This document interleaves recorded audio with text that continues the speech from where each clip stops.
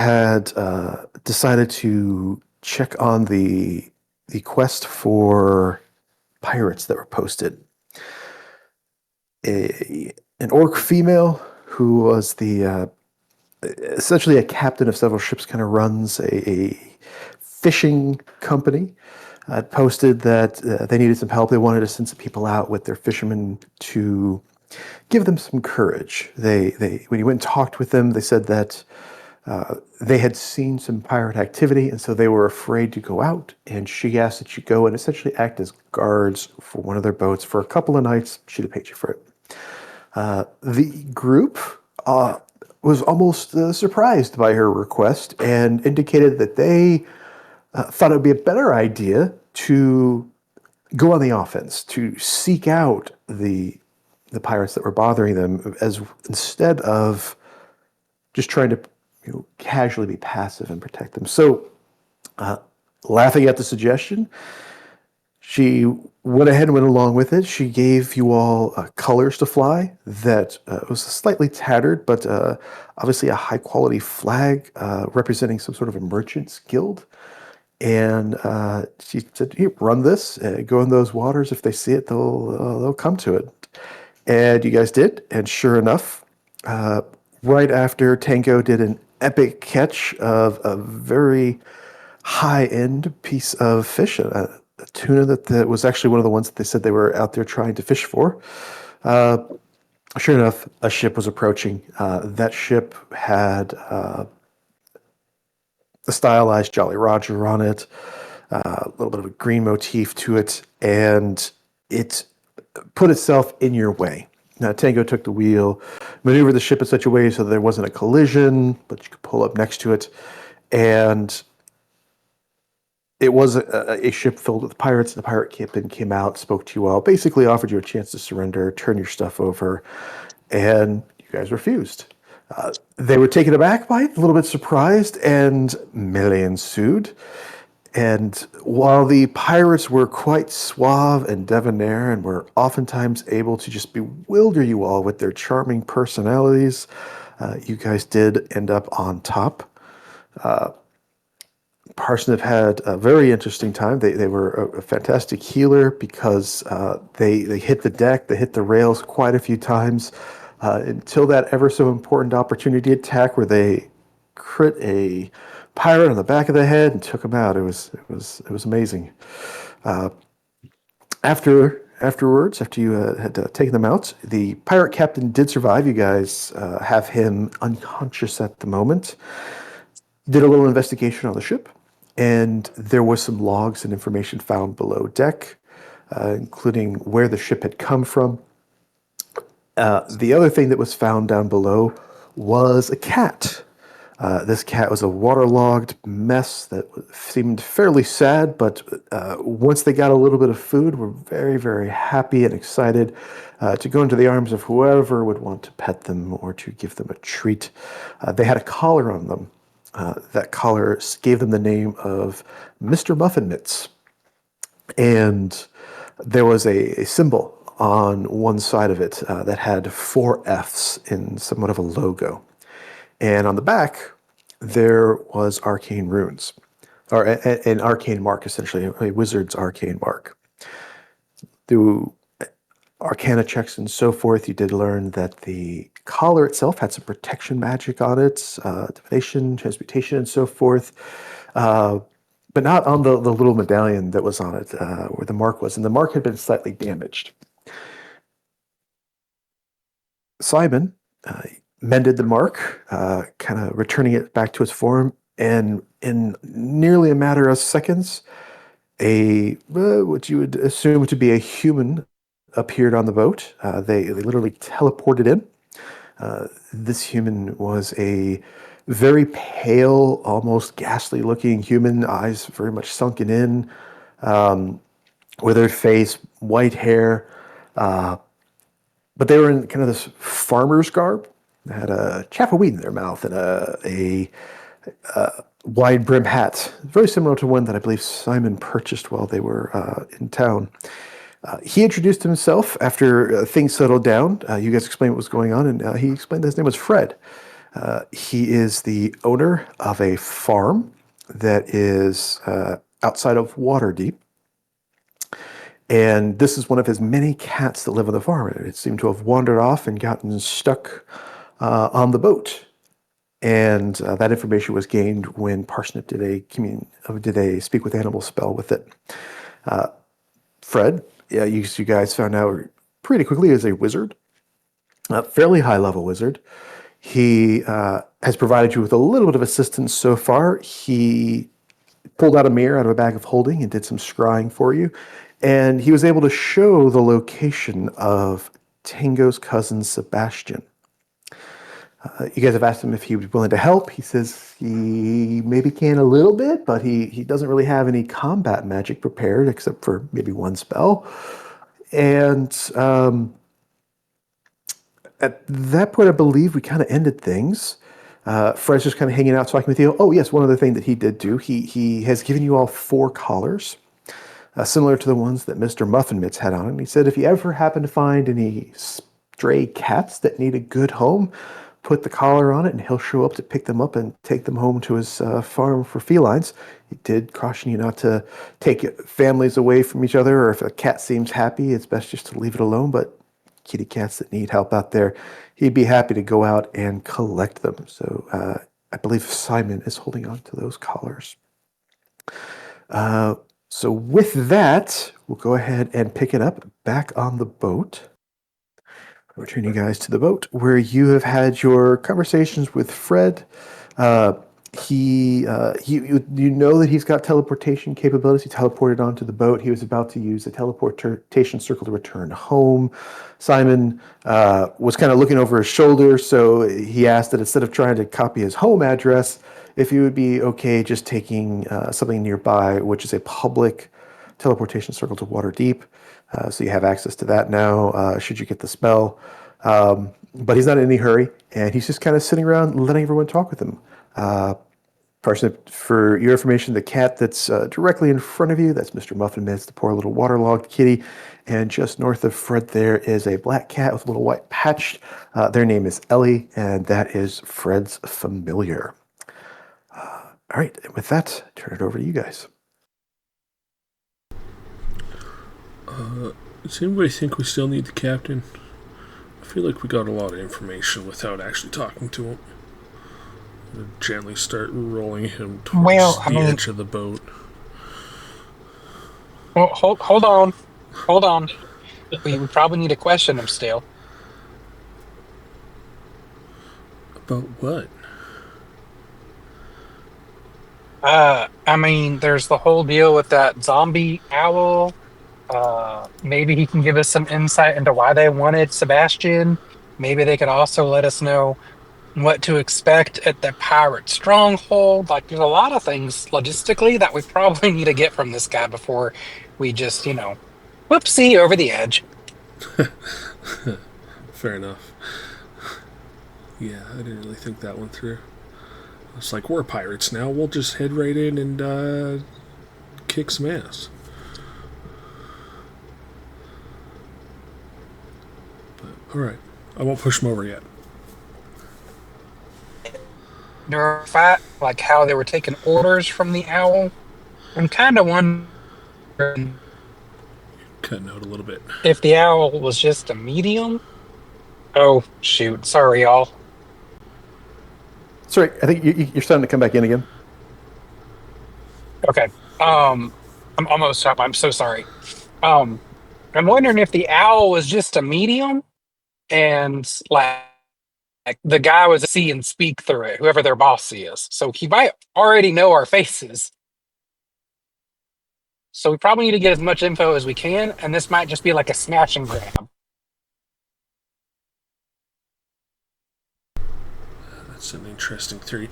That felt like a really strong owl for like a typical familiar, right? Like I don't know magic. I don't have familiars of my own, so I don't really know. But isn't there like I'll look towards Fred and say, can't they only go so far away from you? Oh, familiars? Yeah. Well, I mean, okay, here's Ellie, right? Ellie, she usually stays pretty close to me, but if there's like fighting that's starting, she'll go run off.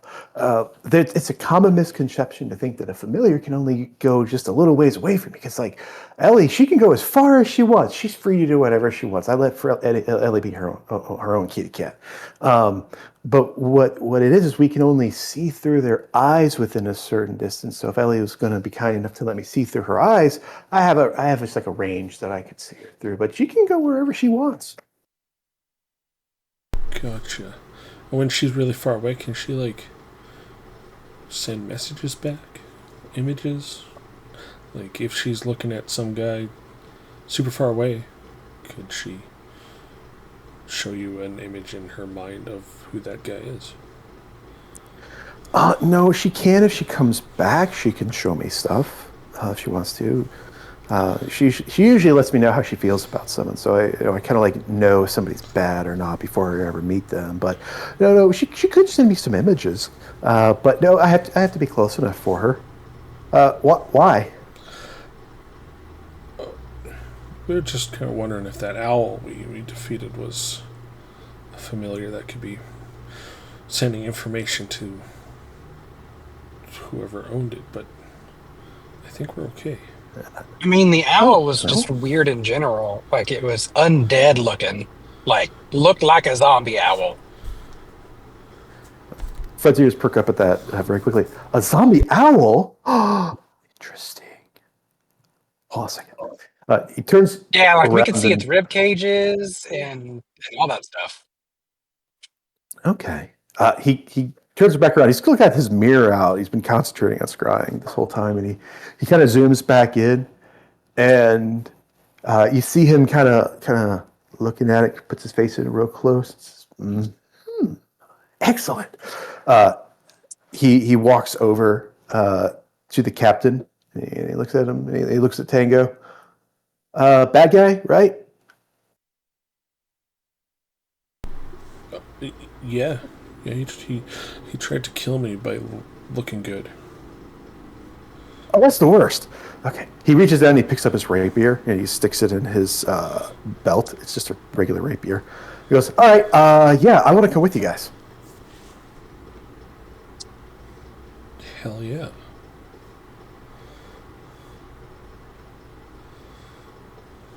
The more the merrier. Do you need extra time to prepare your spells and stuff? Nah. I mean, Okay. here's the plan. Here's the plan, right? So it looks like your buddy, that guy in the cage, which again, they seem like they're bad folks have got him because he's in a cage, right? It looks like there's some undead there, and I'd like to talk to them. Okay. Um, when you say there looks like there's some undead, do you know like numbers? He looks over his shoulder again. Maybe 10, 12, something like that. And if like I know you want to talk to them, but if they prove not to be hospitable in the way of like they just want to attack and kill us, like you're okay with us defending ourselves and making them fully dead, right? Yeah. This wouldn't be my first rodeo. Yeah, I've run into plenty of people where I was just like, "Hi, hey, I want to talk to you." They try to stab me, so I understand. Okay. I just want to make sure that we're kind of on the same page, and that like things might get a little gross. And by gross, I mean like bloody I or try lack to avoid thereof. it. I don't know if they're going to have blood. I try to avoid it whenever I can, but I understand. All right, I am back home. I will get booted up. So I'm going to disconnect from my phone now. I'll be right back. Sure.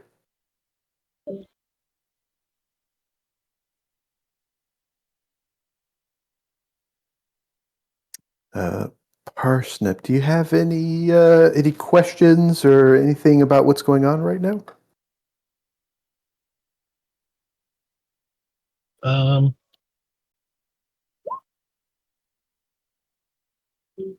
I think I'm up to speed. All right, that sounds good. I was reading the Herald. Have we talked with? Oh God, Caleb, and Maud. Is that her name? Are you referring to the guys on the boat? Yeah. Let me double check that. Maeve? Maeve was your captain, Yeah. and I believe the other is Milton, maybe? No. 1 second as I'm pulling his info up. Oh, no. Maeve and Corbin. Corbin is the slightly portly fellow with a beard, has the bandana on, and Maeve is the dark-skinned woman who was kind of heading things off. Seems like she has a pretty good head on her shoulders. Gotcha. I guess just want to make sure that they're all good to go. Left them that big old tuna that I caught. See that they're okay to kind of take their boat back to port while we take the pirate ship and continue our journey. Did we get paid already? You did not. This was pay after the fact. Cool. I guess let them know. Or to pass a message on to Alina. We'll be back. Maeve looks like, okay, so you're sure you got it, right? I mean, you were doing pretty good. You feel comfortable running that boat? Hell no. But that's what's fun about it. Oh. Okay. Well, she has kind of this look of okay. That's the last time that we'll ever see you in her eyes. But okay. And she goes to the helm because you sure you don't want your fish? I'll come looking for it when we return. Okay, sugar. I got you. She waves at you, kind of shakes her head. They kind of jimmy the boats away slowly, and then they start do a hard turn back west and start heading back towards the way you came. Sweet. I'll continue manning the pirate ship as best I can, calling on Phalar and Darren to pull some ropes, tend to some sails, while I hop on the wheel and just go arr multiple times over. Okay. Very, very nice. You have, as a fighter, do you have proficiency with vehicles? No, sir. That's okay. That's okay. You got it's character appropriate at the very least. What is it you wish to do piloting this boat right now? Putting it in the direction of the pirate island. Okay. All right. You start to try to shift. You have to kind of turn the boat around a good bit, and eventually it will go in the right direction. It's a little tricky at the very beginning because you are in that current. You hit that very strong current, and it tries to take the boat in a more southeasterly direction, and you want to go east-northeast. And so you fight with it just a little bit, and eventually you find yourself kind of up and out of that current, and then the boat continues to kind of move on in that direction, and you catch it, and you believe you're going generally in the right way, though it's a little difficult in the middle of the day. There's not really much to go on until Phalar comes along, pulls out their compass, because I'm sure they have one. Yeah. And then you kind of compare it. You set it on top of by the wheel, and you get what you believe are the right bearings after a short while. Perfect.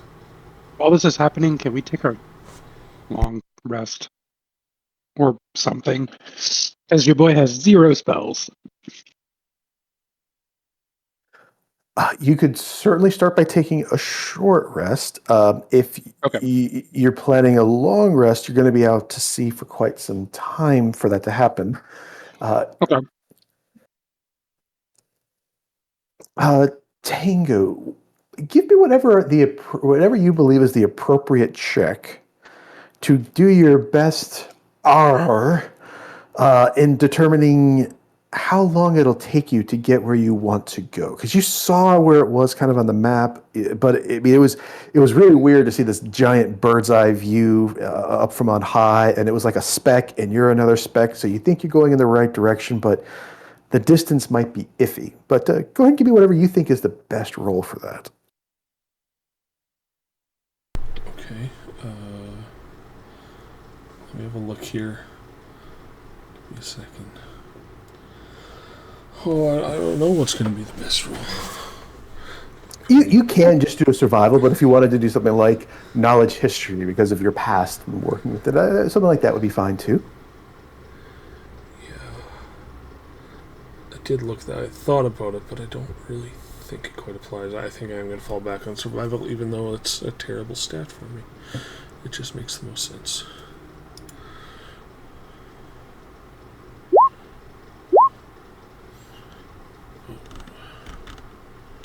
Where did all of those come from? Oh, I saw 27. Okay, there it is. You rolled 18. Very nice. You believe your best guess, and you're not sure. This is new to you, but you seem like you're making pretty good time, and you got to think about it in your head. It's like, all right. Well, if we're going the right direction, what I saw, you're thinking, well, the pirates probably aren't too far from their home base. You think you've got about 3 to 4 hours before you get pretty close to it. Okay. And by pretty close, do you mean like that's kind of the first time we'll catch sight of it? Would you be within range of being able to like make it out? You'd probably see it a half an hour before you would actually get to it. So anywhere from like that 3 to 4 hour period is when you see it. Probably within about a half hour after that, you'd actually be able to get to it. Okay. I think I would try and like once we spot what I think is the pirate ship or pirate island without actually making it out, just kind of out of long visual range, I'd probably try and stow the sails, anchor down, and try and make a plan with the group. See if we do need to take a long rest out at sea here before assaulting a pirate compound.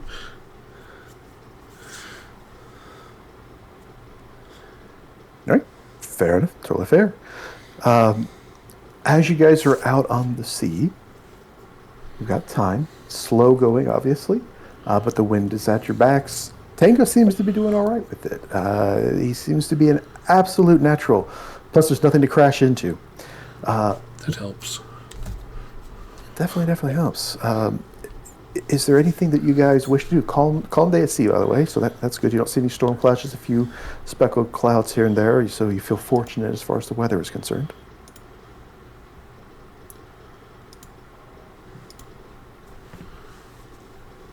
Roll a short rest here real quick.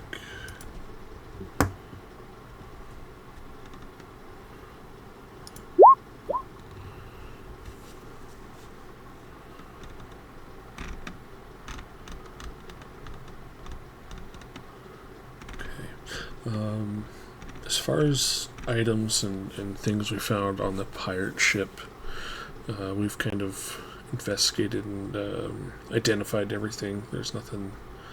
I just don't recall if there's any hanging questions on items. You You did find like logbooks and that sort of thing, some information, a little bit of maps. So you did find some paperwork in a little office downstairs. Right.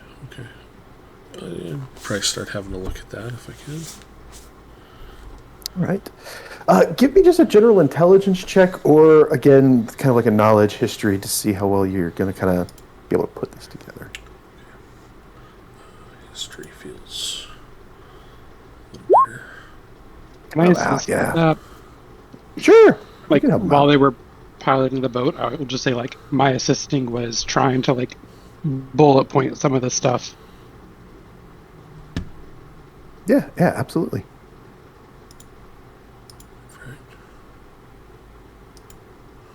Right. If you want to roll again, I think that gives you advantage. Yeah. Okay. So you look at it and you're able, you kind of lay out the documents, and you you see that the pirates, the captain at the very least, seem to have a background, a history of being on the sea, and that he'd kind of marked some of the information as to where they've been, kind of logged it just a little bit, maybe out of old habit, whatever the case may be.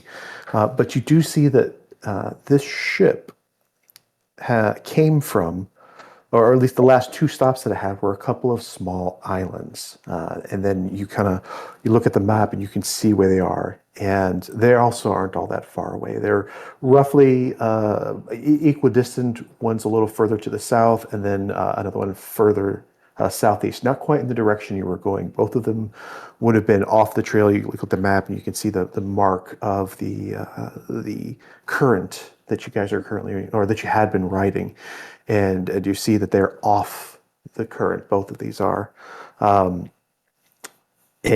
you catch little notes in there indicating that they had delivered cargo to the first of these two. They took a day at the second one, the closer of the two stops, that they got off and relaxed on that location. And then you see a note underneath that, damn zombies, on that slightly closer aisle to it.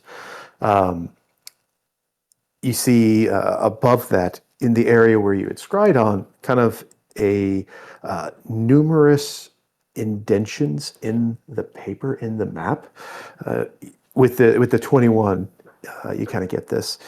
It's as if they had set other pieces of paper down on it, possibly, and were doing marks for a destination in that area, but they didn't put it directly on the map. It's you infer that they had enough intelligence to not mark their quote secret hideout location, but they were still keeping a log of the directions that they were going. One of the other ledgers mentions the fact that they had several things of fruit and some livestock and so forth. So there were some items that were on the ship, some cargo, and that they also had several boxes of linen. It's kind of like laid out as almost like an inventory, as if this was some kind of merchant ship or a cargo ship of some kind, that, or at least that had these things on it, and that these were offloaded at that location. Gotcha. This doesn't sound like none of the inventory sounds like anything that Sebastian was dealing with, because he was supplying was it magical goods or weaponry? That's It was correct. potions and stuff, wasn't it? Potions. Correct. Yeah. Yeah. Okay. Because that's kind of my first thought was maybe this was a ship that was working with Sebastian that turned against him. But that doesn't seem to be the case.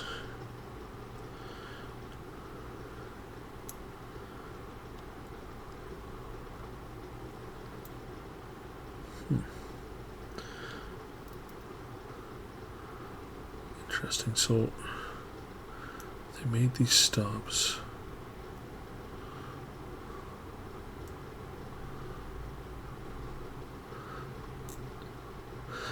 Why would pirates be doing merchant deliveries. Unless this was a merchant ship prior and they were pressed into it, maybe? Or maybe they just took the ship over and dropped the supply off. Because, I mean, they came for our ship. The only reason they probably didn't take it from us is because it was so small.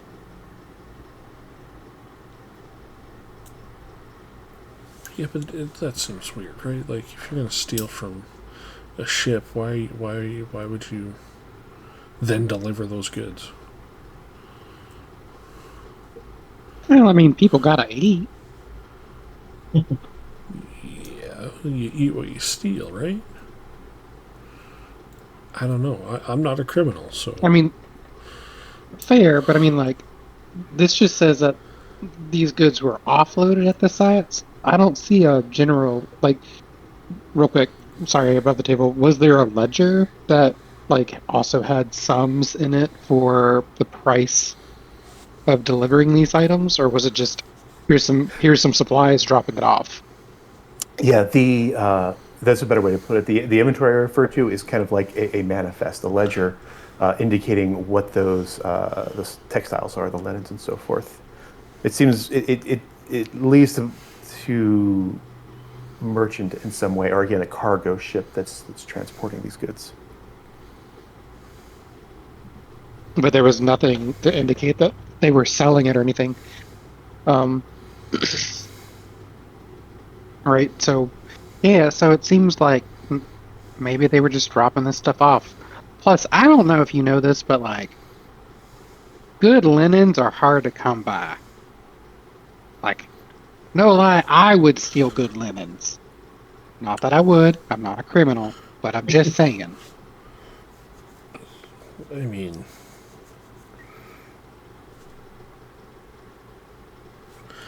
they're not that hard to come by.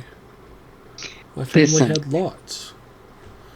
okay, well, that must be nice. We made stuff out of, you know what? Never mind. As someone who had a burlap sack as a sheet at one point and then got upgraded when we got our keep to like actual cotton, like, y'all, if I ever leave our house, the sheets are coming with me. Weird. Are you saying you have sheets on you right now? No, I mean, like, if I ever let, you know what? You'll never know. Fair enough. Let that be a mystery, Tango. I'm gonna look next time you're asleep. There was nothing else down below, right? Like, literally, we found everything that was down there. Yeah, there was a very small amount of supplies as far as some not good fruit. I mean, it's not that it was quote bad. It's not that it was rotten, but it was getting close to that point. But nothing other than just a couple of hammocks. And by hammocks, I mean I'm talking about strung up pieces of cloth. But again, with high checks and so forth, the information you've kind of gathered so far, you get the best impression that this ship had cargo on it, has been recently offloaded, and these guys are more or less looking to use this ship to add to their cargo. I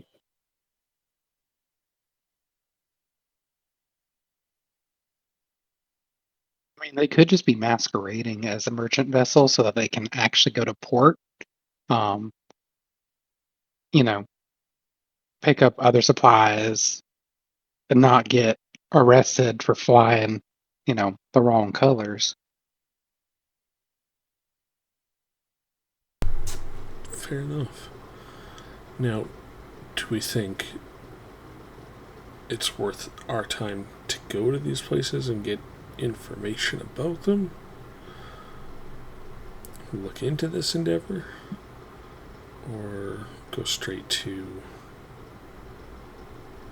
the pirate island? Well, I mean, we have a guest with us too, right? And like, I don't want to keep him away from his house.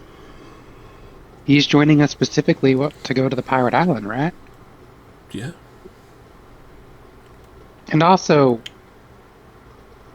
while I'm not like, while I'm not, it's not that I'm not curious. It's more like your cousin's been captured and in a cage for quite a number of days now at this point. Probably wants to get out of there. Yeah. Okay. We're of the same mind then. It just seems strange. Right about that What's that? time, you start to respond to him, Simon, and you can't concentrate for just a couple of seconds there because ringing out in your head, you get the following. Simon, how you doing? You know, I just made a great new recipe for mushroom porridge. Hey, it was your Poppy's birthday yesterday, and I couldn't. And that's where it ends. Sorry, Tango. I got a call from home. I'm gonna reply real fast. Wait, did that count towards my 25 words? Oh, crap. It would be funny if that was your response, but I'm not going to do that to you. But I think I will have to next time, now that you kind of indicated that. I think that's great. As soon as you start talking, that's what goes back. 1, 2, 3, 4, 5, 6, 7, 8. Yeah, that's fine. Hey, I'll reply. Hey, Gigi. Sounds amazing. You should mail it to me. I'll send him a belated message. On our way currently to visit zombie pirates.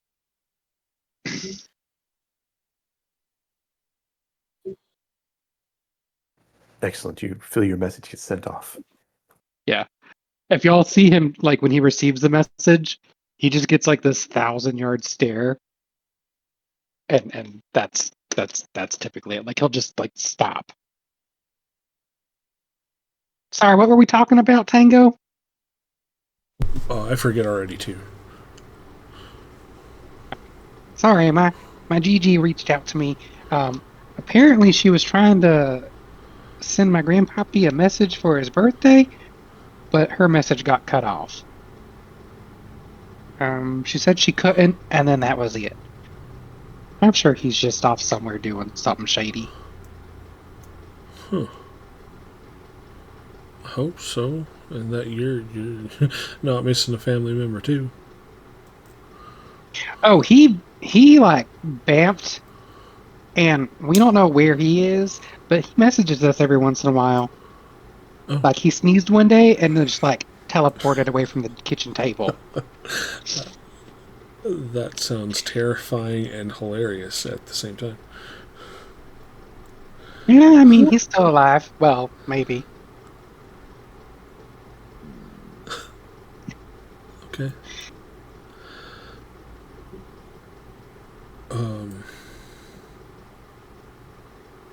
Should we question this captain?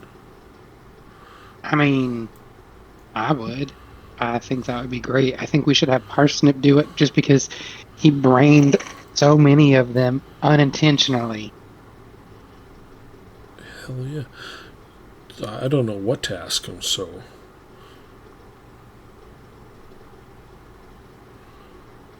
What am I doing? You can help me question this pirate man. I mean, no offense, Tango, but Parsnip, you are one of the most intimidating people I know. I am. Do you know how many things you've killed with that stick of yours?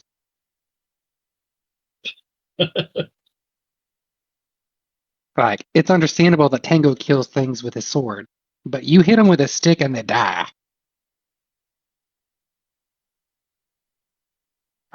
He is tied up, right? No, he's just currently unconscious, half rolled towards the edge of the boat.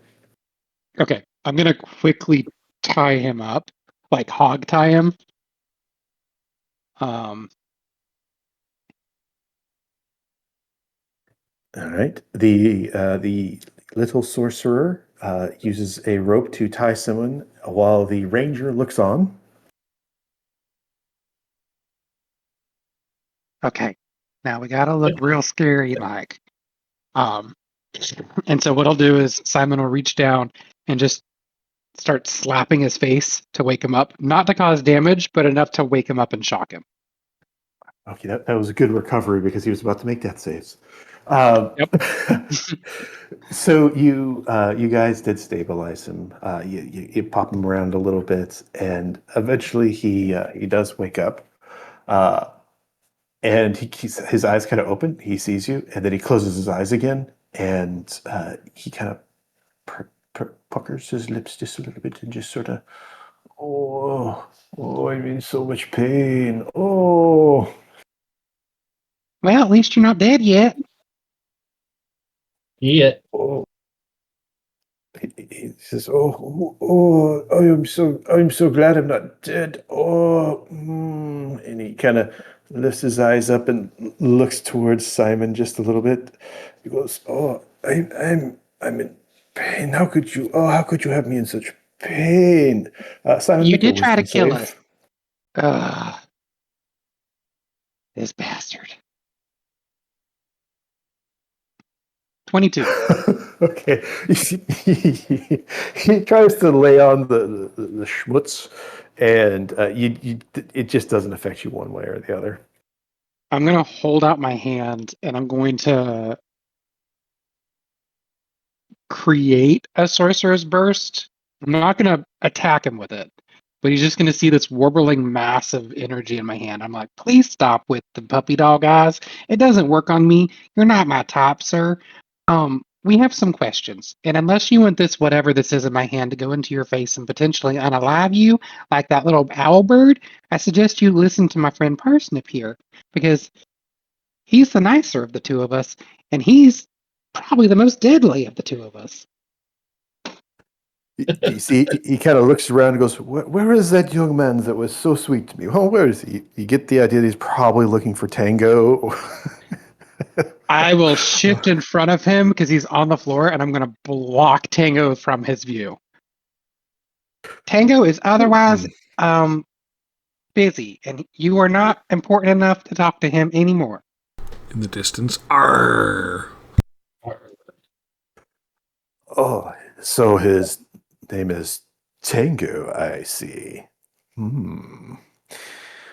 Oh, okay. Don't hurt me now. Tango, don't let them hurt me. Okay. What do you want, little person? What do we want? We want him to tell us about what to expect at the island. You need to tell us what we can expect at the island. We know where your stronghold is. How many undead are there?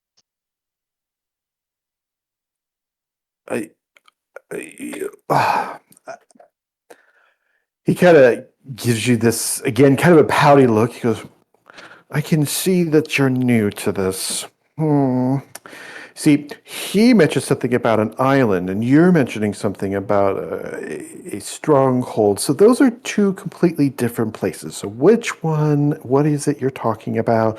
If you're going to interrogate a subject, you really should have your story straight before you ask the questions. A little bit of help.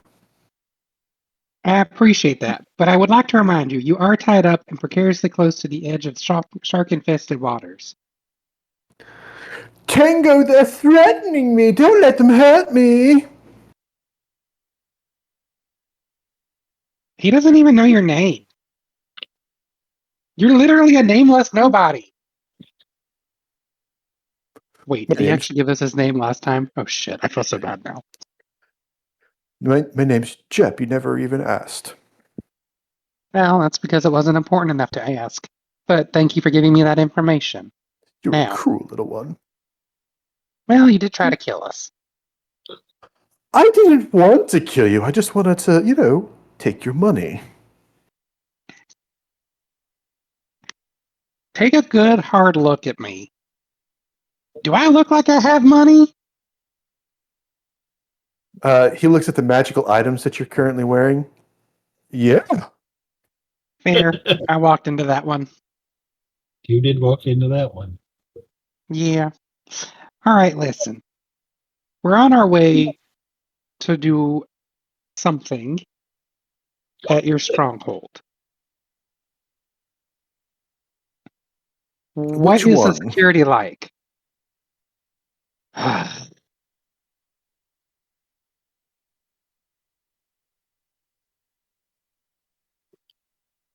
That's a good question. We're not really good at this, or at least I'm not. The one that houses your actual boss. Well, if you're talking about the Commodore, I don't know anything about that. He doesn't discern that information down to my type. Okay.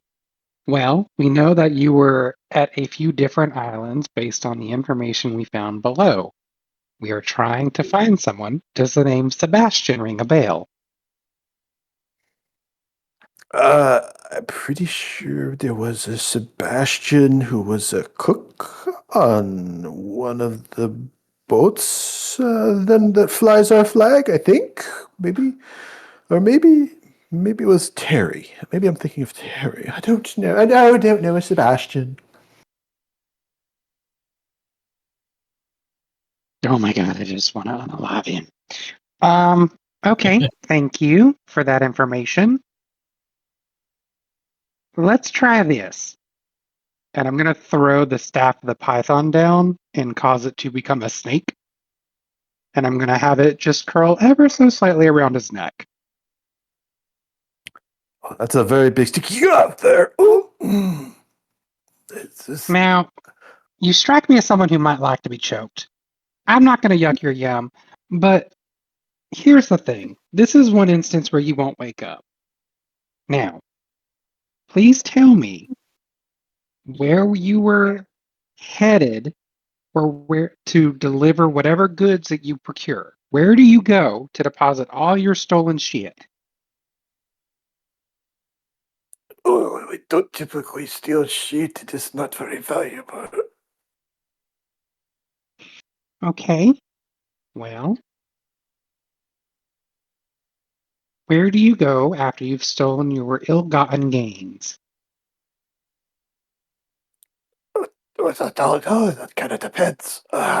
If we're close to the shore, maybe we go to a town and we go to an inn and pick up some ladies for a little while. If we're at the middle of nowhere, maybe we dock for a bit and put it in one of the places we got, like summer home. What's the deal with that owl? Oh, fuck the owl. I'd rather not. That's bestiality and not okay. But explain to me, like, how is he giving you orders? Who was giving you orders through the owl? I think it might be. I don't know. Maybe Chet. Could be Chet doing it. I don't know. I assume it's Chet. Maybe Spine. Okay, Those I'm going to guys. just go ahead and just cast detect thoughts, and I'm going to push into his mind. Like I'm going to need a roll, which sucks because that's my last second level spell, but that's okay. All right. That's the intelligence save. Wisdom. Oh, And okay. it's going to be a wisdom of 15. All right. He can make that. Damn it. Okay. Well, You're hurting my brain. And he looks at you and goes, come on, you don't want to do that to me anymore. And he looks right at you with the puppy dog eyes. Go ahead and make another wisdom save. hoop. 18. It's a little harder to resist him this time, but still, yeah, those eyes aren't enough for you. Again, sir, you're not my type, but I'm just gonna go ahead and unsummon the snake and just walk away. Darren, maybe you and Parsnip would have a better chance or better luck. I give up. And I'm gonna go over to Tango and see whatever he's doing. I'm not good at interrogating people, Tango. Oh, what do we learn? Absolutely nothing. Oh. I kind of thought that might happen. That's why I was just going to push him over. I mean, it was worth a Yeah, shot well, there, right? I'm letting Parsnip and Darren take a hand because Parsnip's wiser and smarter than me. So I'm gonna see if they can't get some information out of him. I'm also kind of frustrated because I burned a second level spell trying to my way into his mind, and his mind was sharper than I thought it was gonna be. For someone so ditzy. That's tough. I'm sorry, Simon. You'll get the next one, I'm sure. He scuffs his foot. Darren is gonna just kind of rub the back of his head, and he's gonna say, Parsnip, do you want to have another go? Or I guess your first go? I don't even know what we want to know from this guy.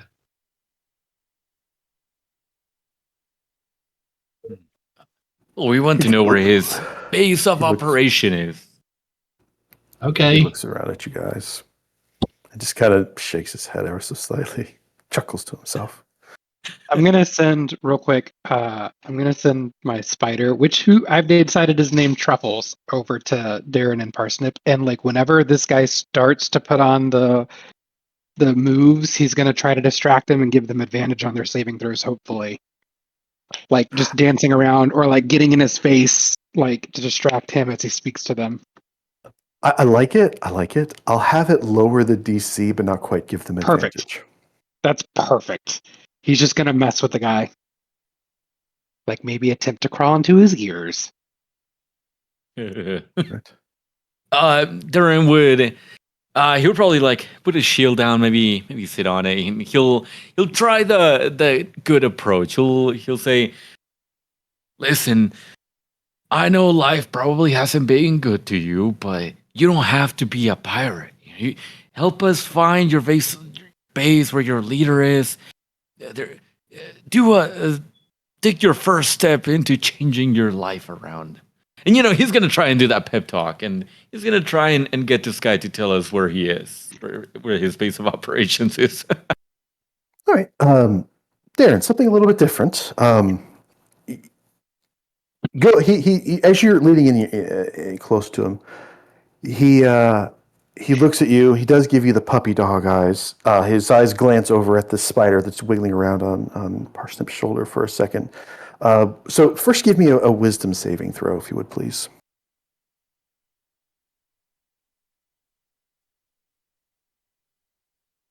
Working on it. I forgot it. Forgot where to find my character sheet. Okay, got it.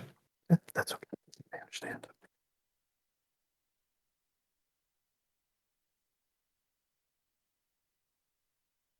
All right, you look at him and he's a charismatic guy, but you're not falling for those puppy dog eyes.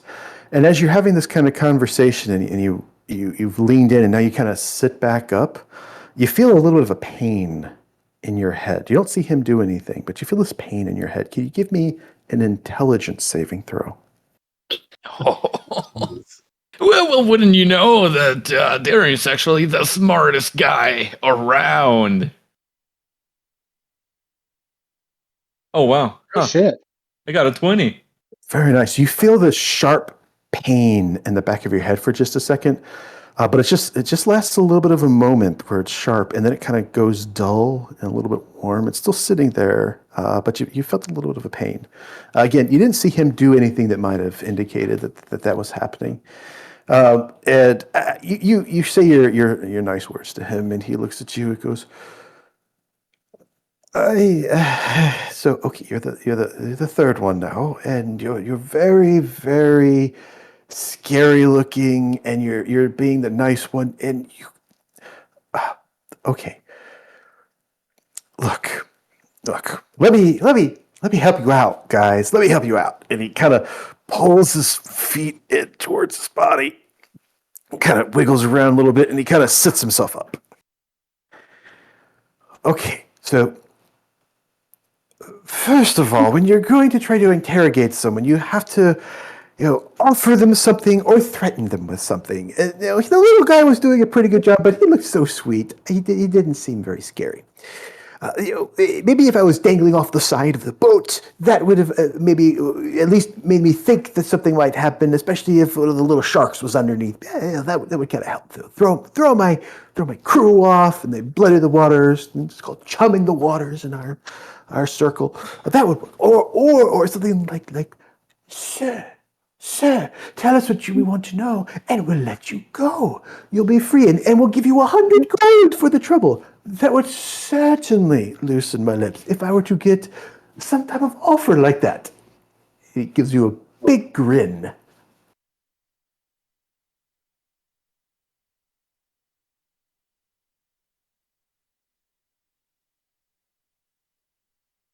Darren is listening intently, just kind of nodding his head, just making notes in his head. Huh? He makes good points. You mean like that? I toss his finger overboard into the water.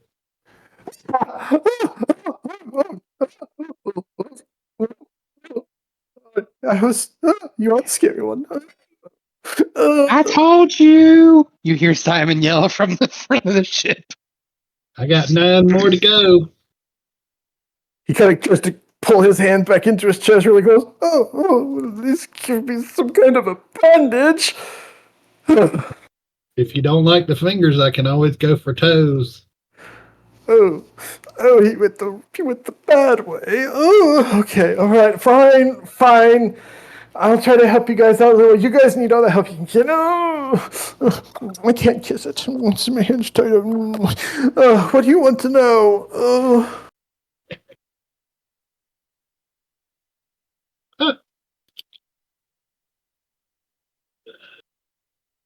We want to know where your home base is, how many people are there.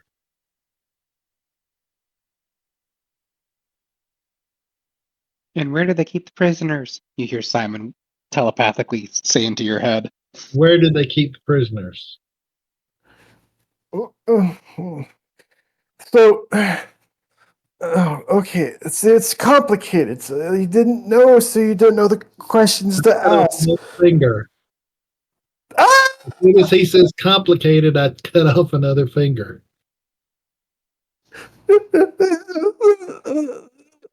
And toss it in the water. I can't stitch it back up. Okay. I don't operate out of the main base. That's why it's not my base of operations. That's just for the dead guys. The dead guys work out of the base. We operate out of one of the little islands that they did. I was trying to tell you that we work out of the summer home. At least that's what they call it. And this boat came from the summer home. Okay, that's where we take the stuff and we drop it off where we go. We want to relax. So the main base is where the undead are at. Uh-huh. And your base is on a different island. It's not so much of a base. It's just, some rich family had a summer home, and so we took them boats, and we kind of stay there now. Okay. Do we want to know anything else? Yeah, is that where you hold prisoners, or do you hold them on the main base? As he starts to speak, it's been just a little over a minute or so here. Darren, one more time, if you give me an intelligence saving throw, please.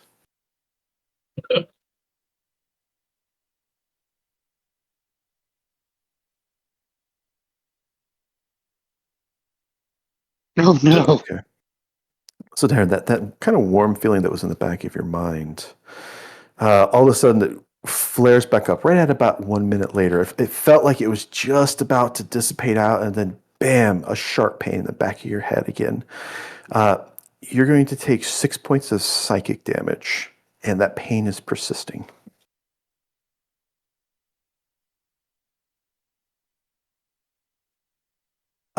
As Darren's suffering this headache, he looks to you. I didn't have any prisoners there. I don't typically take prisoners. Take the stuff and go. If there's a prisoner, they might be at the base. I don't know. Captain Spine, he's probably got. So that I heard rumor that he had somebody he was messing with and playing with. He's got him. That maybe that's who you're talking about. I think that's all we need. Thank you for your honesty. While this is going on, Darren is going to cast false life on himself to try and stabilize his head, his headache, and he's gonna say, "Oh, I got the worst, the worst boat sickness, headache. Oh." Sure. You cast the false life on yourself. Right at you finish doing that, you take 4 points of psychic damage, and you now have a pain in your head, and your stomach is feeling very, very sick. You currently have the poison condition. Oh The no. hell? Oh, guys, I'm really Are you not okay, feeling too buddy? good. I feel like I'm gonna throw up. Sometimes a good stomach purge is what you need. Just do it over the side of the boat. And I'll The come over and pain, I'll like rub his back. you go over to start rubbing his back. The pain is coming on a little quicker now. Darren, you take 7 points of psychic damage. Oh.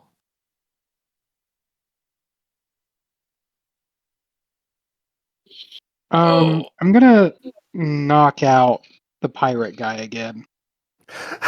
There's so much. My fingers.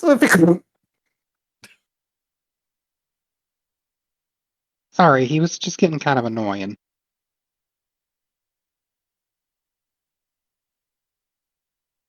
Do you need some You water? take 5 points of psychic damage.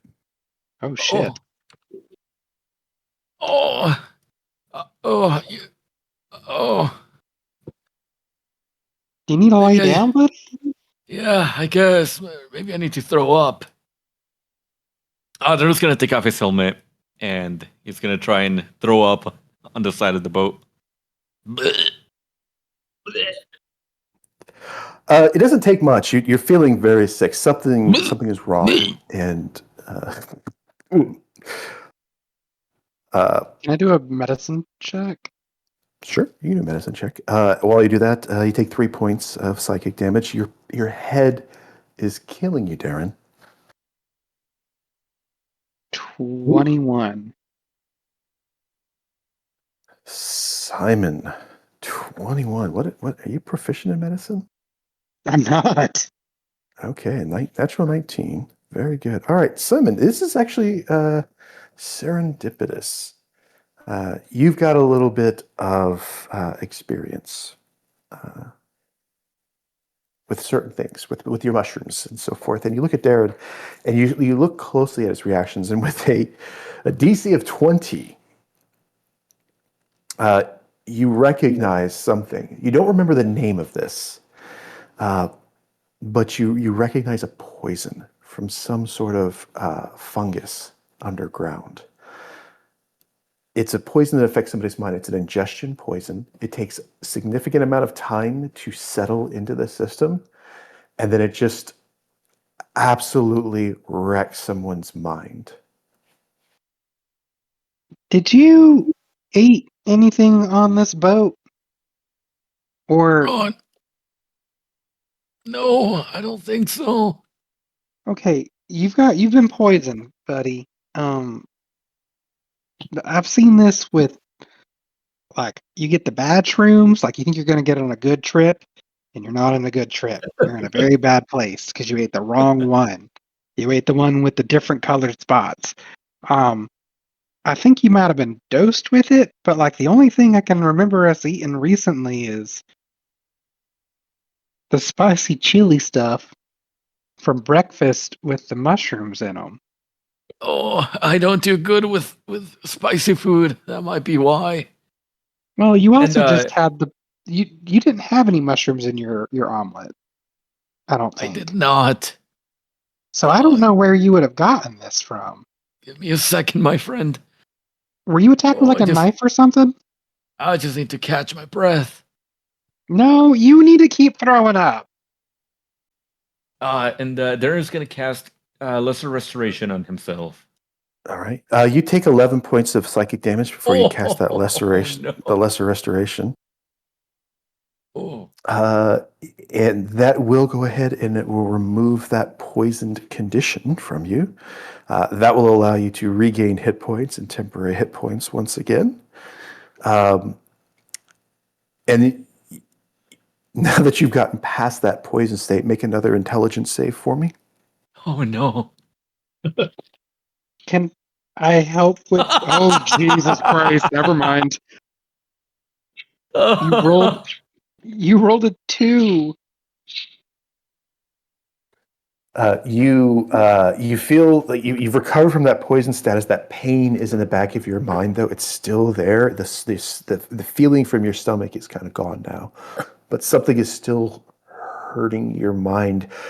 You feel the pain is starting to grow again. You've got a little bit of time, probably about 6 seconds, aka a round, before you start to like be harmed by this again.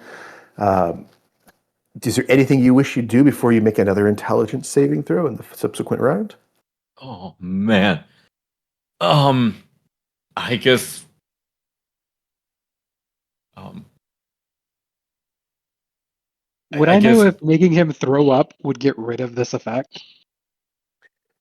You know that it will not because it takes a significant amount of time. I'll tell you the name of it. It's called thought rot.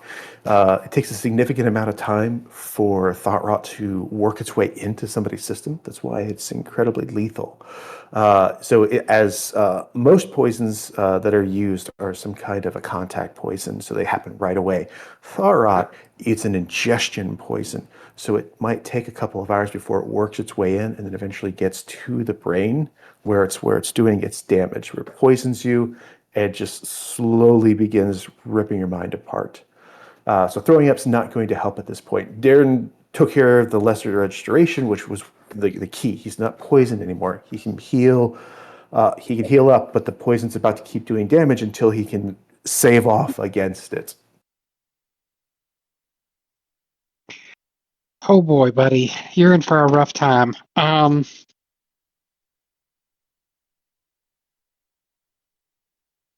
don't know what to do. I guess. Um, I guess Darren will spend his. Oh wait, I guess he's not poisoned right now, but I do have inspiration that the bard gave us, Phalar. Would I be able to use it, or do I have to wait for the next roll, DM? You can use it in the next round or the next roll. Let's see here. Hold on one second. I'm seeing if Phalar has anything that can help with this. I'm not seeing anything. I was hoping they had something like Bless that they could use. They do not. But yeah. Oh, there you go. Oh man, that's a lot of healing. Do you know if paladins is it 2014 that they don't get affected by poison, or like did they remove it? That's an I excellent thought that was question. disease. It was. I know that they removed disease entirely from 2024. Oh, that might be it then. Let's go ahead and take a look here because I do think Pallies get some resistances.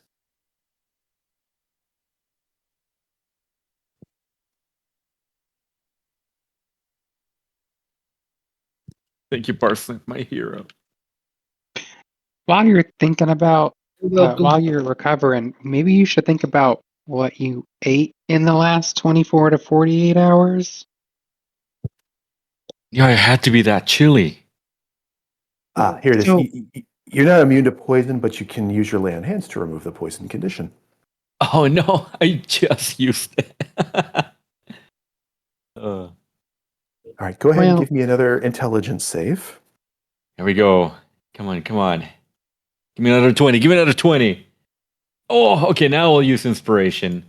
You don't feel like it's going to help as you are hit with a huge, sharp amount of pain. The effect is currently lesser, but it's still happening. 1 second. All right, you're going to take 6 points of psychic damage. You don't think Go ahead. sorry, I was just gonna ask. You don't think the inspiration would help, Mr. DM? I can tell you it will most certainly will not get you there with a 3. Because I don't have bardic inspiration. It's the one that Phalar gives. It's similar to like the human one. Oh, I apologize. I thought you meant the bardic inspiration. Yeah, you could definitely use that inspiration. By all means, you can re-roll it. Okay, I only got one of them. Hope it make it count. Phalar is going to give you bardic inspiration as a reaction. Go ahead, and chance. I would use it. What die is it? It's a D8. Oh! Oh no! Sometimes the dice tell a story, and the story Yeah. is you're going to have a massive migraine. Oh yeah. I'll tell you, the DC's 15. Okay. About a minute goes by, so you have a minute before the next one hits. As I said, without the poison condition, it slows down substantially. So you've definitely helped yourself a lot in that regard. But that pain is just due to this throbbing in your mind. It just won't stop. Phalar gives you bardic inspiration one more time for whenever that next time might help. But you've got a minute before. I'm just trying to give you the mechanics of it that I've got written down. You'll have another minute before you have to make another save. Can I mage hand like a washcloth and dip it in the ocean to like wet a washcloth to lay over his head, like his forehead? Yeah, that's fine. You got that 20 plus medicine check before. We'll even do this. With you doing your best to try to help him, Mm-hmm. we'll give him advantage on the next one. I don't believe guidance would help, unfortunately. Yeah, this is an intelligence save, not an intelligence check. Thank you, Parsnip. I appreciate you. Thank you. Darren would be his mind would be racing like towards what he could have eaten, and he says, "Are any of you feeling the same way?" No. I feel Anyone else supposed fine. to be affected by this. I feel great.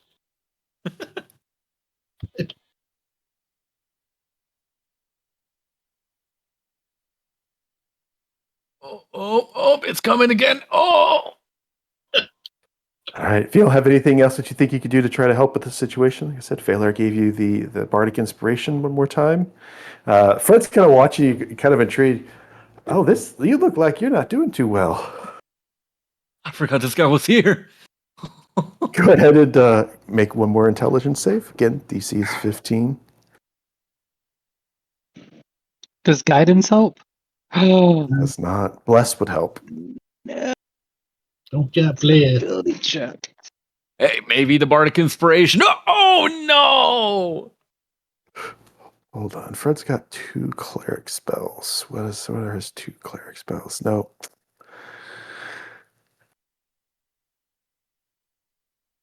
You did have advantage from getting the medical attention from the mushroom master.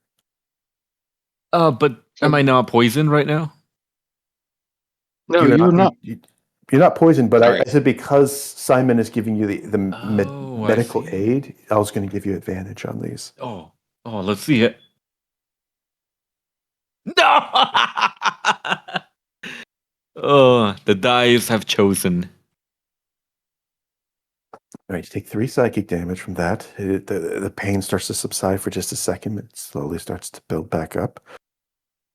Fella's like, I can do this a little bit more, but rah, you can do it. Kick. You get another bardic inspiration.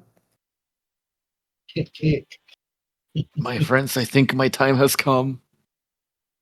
Hush your face and just lay down on your side.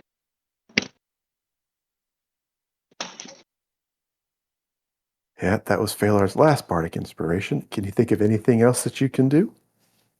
I'm going to put his head in my lap and massage his temples while re-dampening that washcloth. You're in for a bad trip. You just gotta you gotta power through it, buddy. All right. Oh, it's Okay, like when I roll one more drank time that with water from the advantage. well.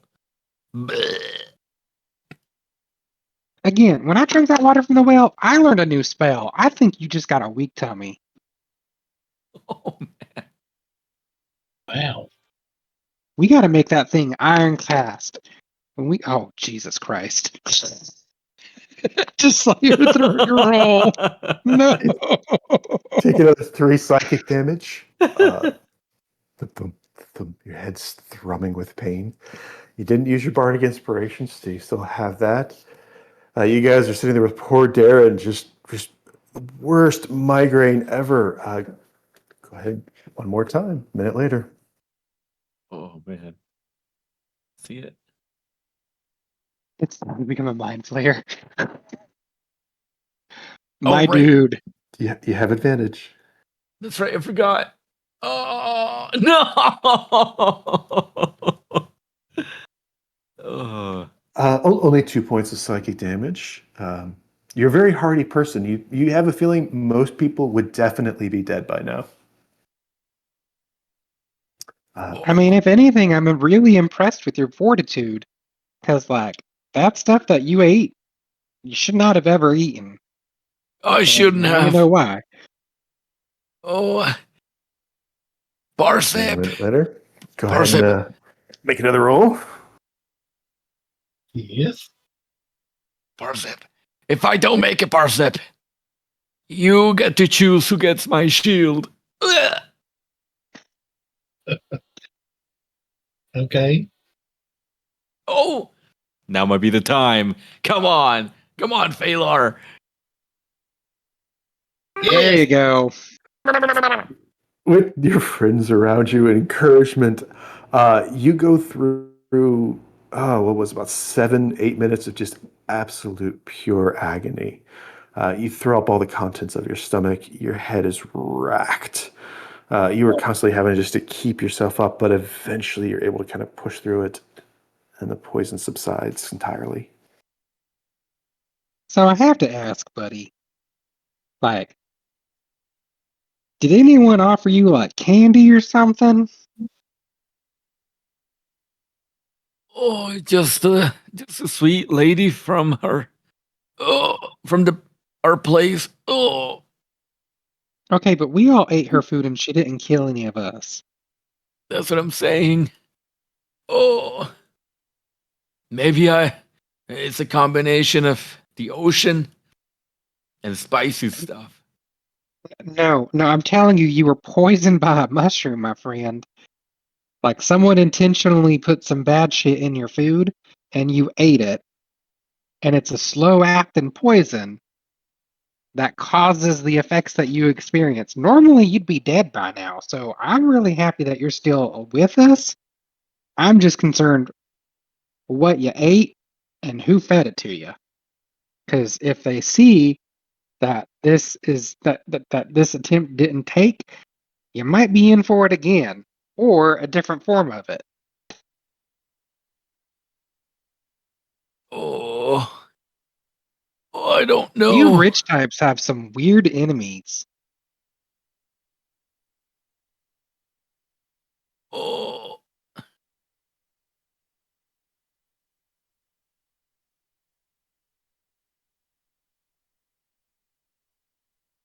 Oh, it's getting slowly better. Oh.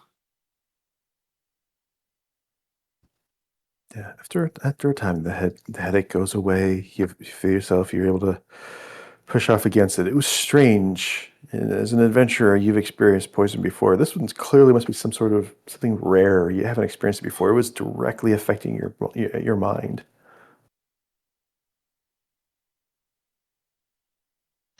You didn't eat anything in my room, did you? No. You just No, got the light mushroom? I just wanted a little lamp light. Okay. I mean, I don't have any of that stuff anyways. I'm just like, maybe you just breathed in a bad spot. I don't know, dude. This is kind of weird. Do I know typically how long that takes? 4 to 6 hours after ingestion.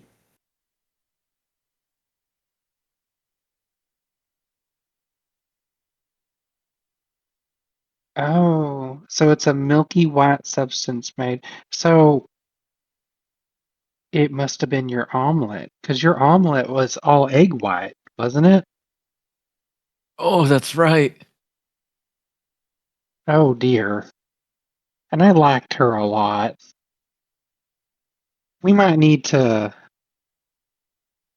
have a conversation with her when we get back. Um, Also, I I'm probably sure it should. wasn't her. She couldn't have done Well, something like that. we should still follow up and do our due diligence. I am a little worried though because we left her alone with our like house lady. Um,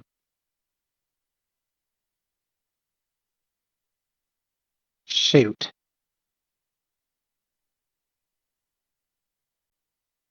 Kind of weird that she would target you though, buddy. Oh, Then again, it could have just been an honest mistake, but she seemed to know her way around the kitchen, and I'm pretty sure she knew what she was like. I don't know.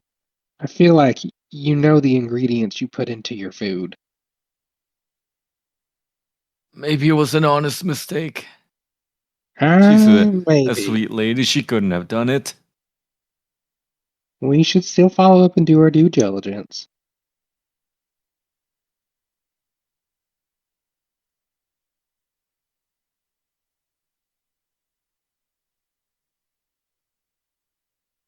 Um, should we head to this summer home first and see what's there and maybe see if there's anything there that we could use?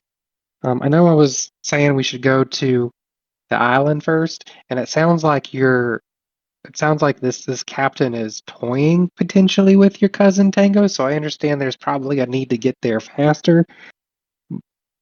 But I'm a little bit spent, and I think Darren could use the rest. Yeah, I think we could all use the rest. Yeah.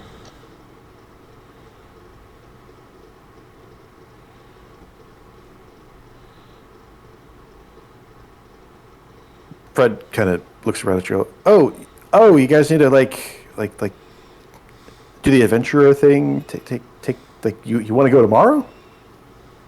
Well, we just need a little, like, our friend just recovered from being poisoned, and as a wizard, I know you know about spell slots.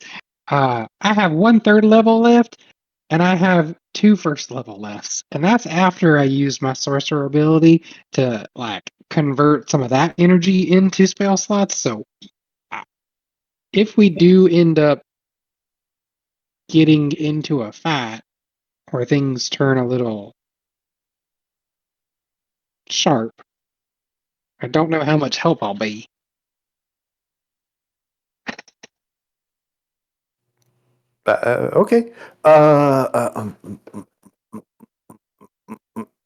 Okay. Okay. Okay. All right. Here we go. Pulls out a little stick from his bag. You see him kind of fiddling about with it. He goes, Okay, here we go. And he looks at you all, thinks about things for a second. Okay, you like to fight, you like mushrooms, you're horny. I don't know what you are. You probably like trees, and you want a dance floor, and you chapel. Okay, and Simon looks side eye at Parsnip when he gets called horny and just doesn't say anything. yeah. So Fred just kind of turns. He takes his hand up. He holds a stick up in the air. Just kind of lets it go. And it drops down to the ground. And as it does, it forms a little line through the air, a green line.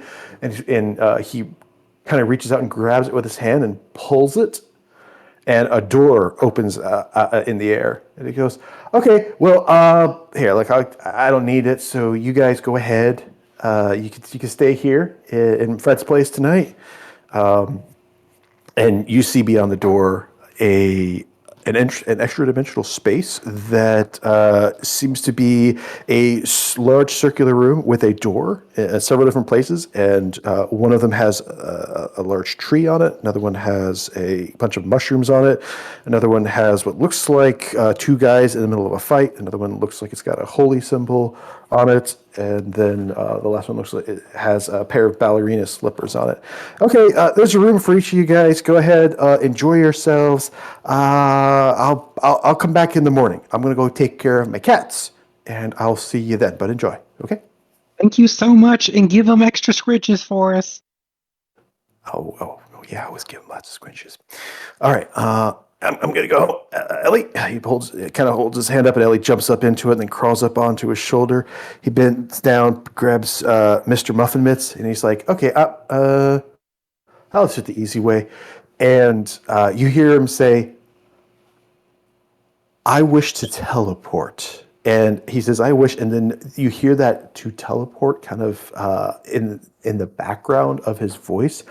But as the words are coming out, you hear this like second tone, almost like a second voice, kind of over those last few syllables that he's saying, and it's kind of almost like someone speaking backwards. It's really distorted, and Fred teleports away, and you think for the briefest of moments you heard that which you seek. You heard that language of magic for just a moment as Fred teleports. Interesting.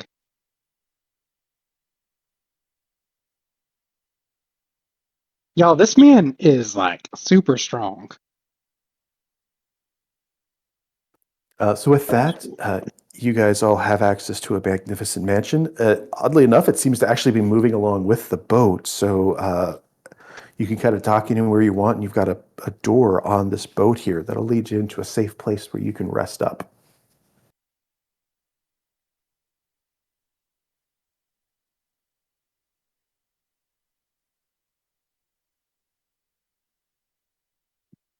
Before that time, before you guys settle in for the night, assuming you're going to sleep on the boat here, is there anything that you guys would like to do?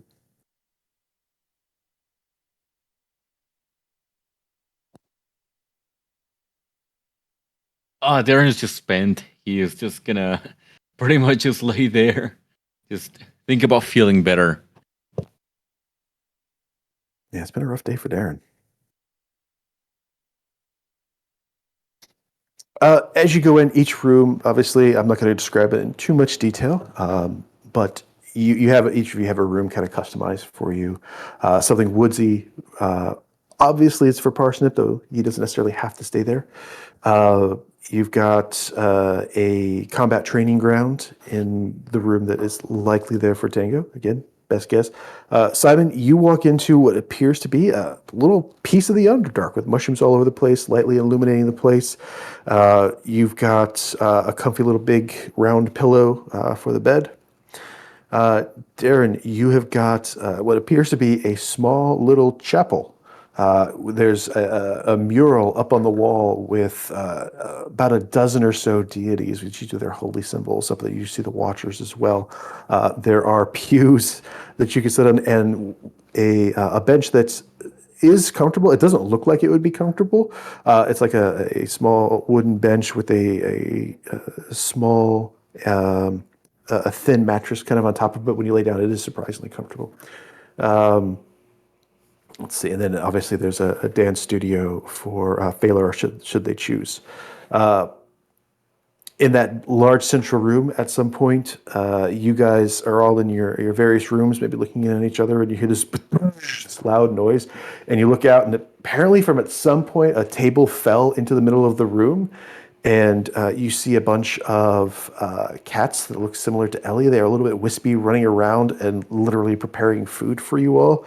So they prepare a nice feast. But you're able to settle in and have a long rest.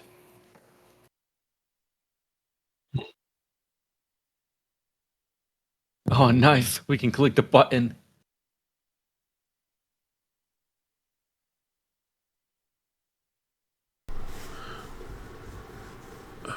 At some point in the night, Tango will go knock on Simon's door.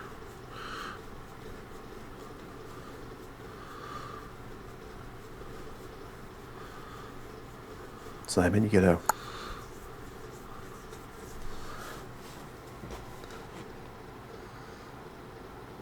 Someone got disconnected and reconnected. I don't know if it was Simon. No, he's there.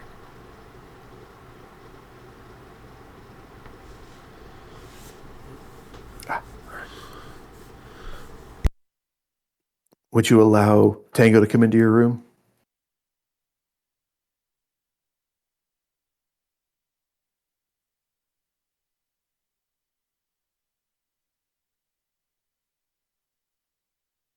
Simon, your room looks like it's like a little miniature cave out of the Underdark. It's very low light, but there's a bunch of little mushrooms all over the place with a bit of illumination to it, and not quite a beanbag in the middle of it, but a round pillow with what it appears to have a very soft sand that's making it up. Simon, you knock on Simon's door, and he opens it up for you, Tango. I'll say, "Hey, buddy," and I'll walk in. Just kind of walk around the room for just a moment. Adjust my goggles as I look at where he's sleeping and try and see if he's put on sheets.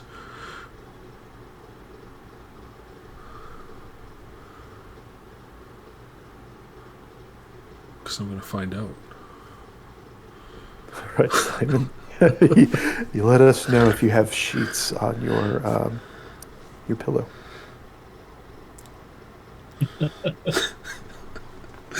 Perfect.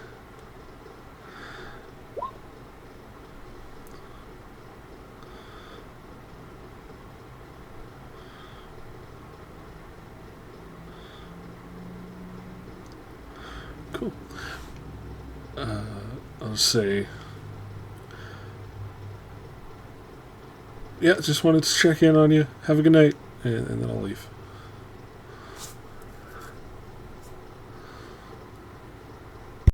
Right, and that mystery is solved.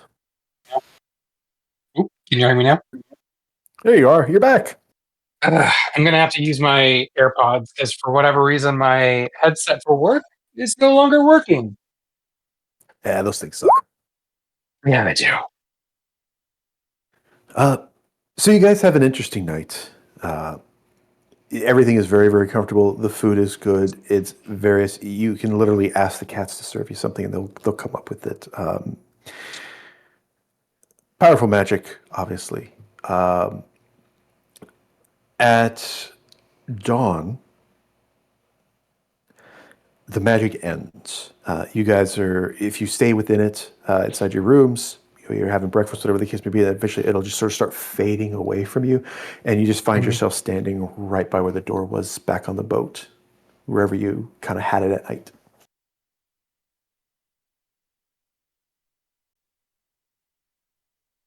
Okay. What happened to the captain? Oh, wait. I So drug did he you in get the pushed dark over? room. Oh, okay. I see where Tango said he pushed him over, but then I also see where you said you dragged him into your room. Yeah, what happened with him? As far You as I'm put him concerned, under a he's been unconscious. Okay. Somebody dragged them into their room in the middle of the night. Apparently, Parsnip blindfolded, gagged him, and dragged him into his room. Yeah, Parsnip, you have a captain with you throughout the night. He will sleep peacefully throughout the night. Anything in particular that you're doing with El Capitan? Uh, nah. I'm tempted, but nah. All right, fair enough. He sleeps through it. Next morning comes. As I said, you all are kind of deposited back. The captain too. You all just sort of appear back on the boat, and you see the captain lying on the ground unconscious.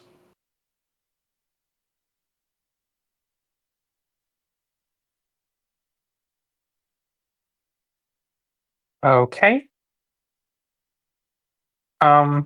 Well, I say, oh, we need Fred. We need to get Fred back.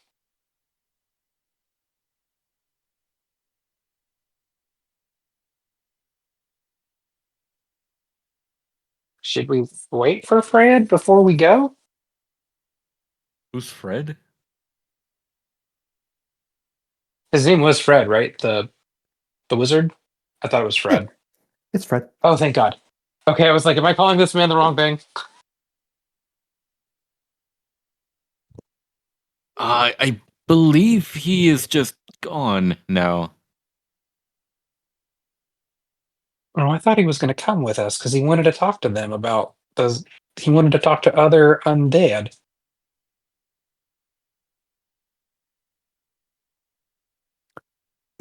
Middle of the conversation you guys have, you see right in between the two of you, this green, almost like a ball, roll up for just a second, and then for just a flash of an instant, it looks like a skull that opens up, and you hear "port," and Fred's there, kind of in the middle of you guys. We were just talking about you, buddy. Thank you so much for the house.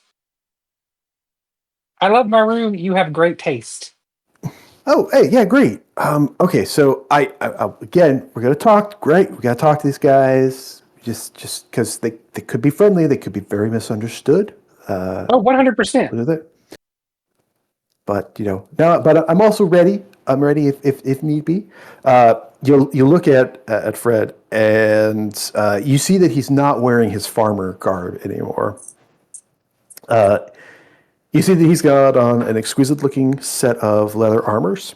He's got a cloak over his back that's got a couple of tentacles kind of dangling from it. You see that they're tentacles from a displacer beast. The rapier that he had at his side before, that he took from the pirate, has been replaced with something far more exquisite. Those of you in the know would probably recognize a defending rapier. He's got on a couple of rings, and he's decked out at the moment. Just in case.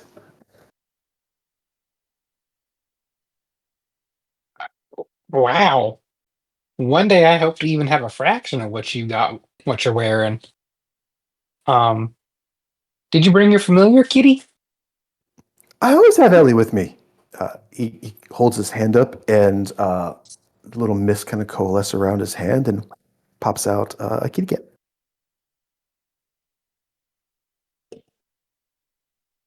Can I please scratch your kitty cat's chin? Oh, she would love that. Absolutely. Yeah, go ahead. Mr. Mr. Muffinmitz is staying home though. I don't want to pull him into that. Oh, and before I forget, I have a little present for you all. He goes to a little bag that he has on his side, and he walks up to each of you, and he hands you a little oddity. So he gives you what appears to be stiff wire that has been twisted into the shape of some kind of an animal, most likely a kitty cat. So it's almost like little paper clip sculptures. He goes to each of you and hands you one. Here you go. Just something to remember me by. I will forever This is cherish so this. cute. Oh, you guys are too sweet. Okay, so Did you guys come up with a plan? I don't want to step on your toes.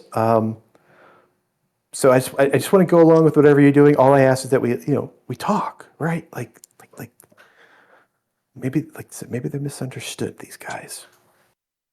No, I think that's a good idea. I think, unfortunately, with the pirates that we have, are their bodies just littering our deck still?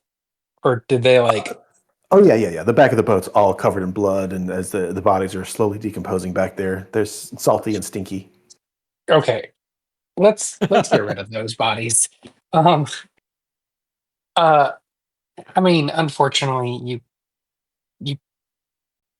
I promise we don't kill first and ask questions later. We do ask questions and we try to talk. These guys just. Well, actually, you know what? I did insult his hat, so I don't know. Maybe that's what did it.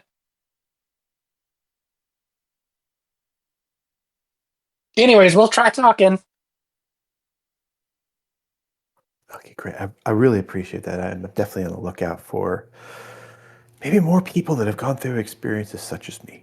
Okay, no. Look, I'm going to say this. And he kind of like lowers his head down and looks up at you all. I've been an adventurer. I know what it's like. And so I'm not going to do your thing for you. This is just more, for me to talk. And I'll defend myself if I need to. But this is your gig. I'm going to help you just a little bit. Maybe this will help you. I don't know. If you don't like it, you guys just let me know. Okay? This won't hurt at all. I promise.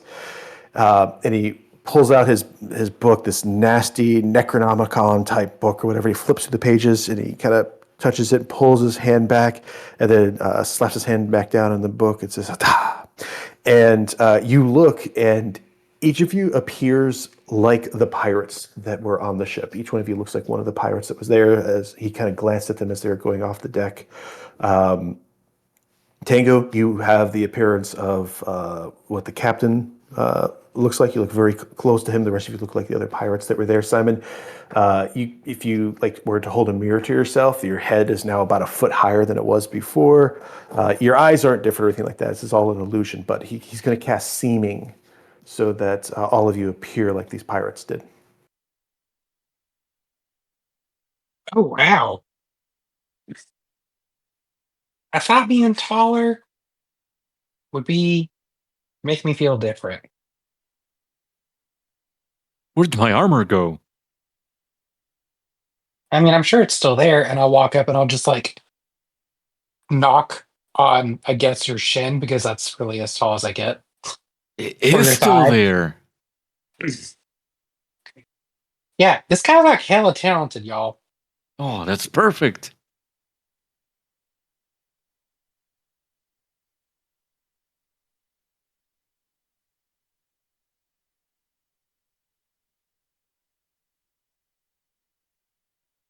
So with that, Fred just kind of sits down and he just waits. Kind of nods his head. Okay. Pets Ellie a lot. Tango, do you remember how to get there? First start at the right, straight on till morning. Isn't that Treasure Planet or Treasure Island? I mean, Peter Pan. Peter Pan. Y'all, I don't know children's books. But yes. Or Star Trek. Okay. Oh, I forgot about that.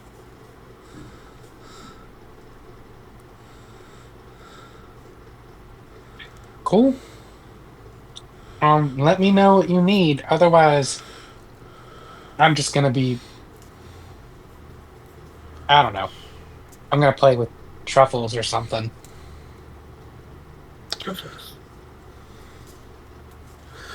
I He's just this little need spider. you to be ready. Roger. Onward we go.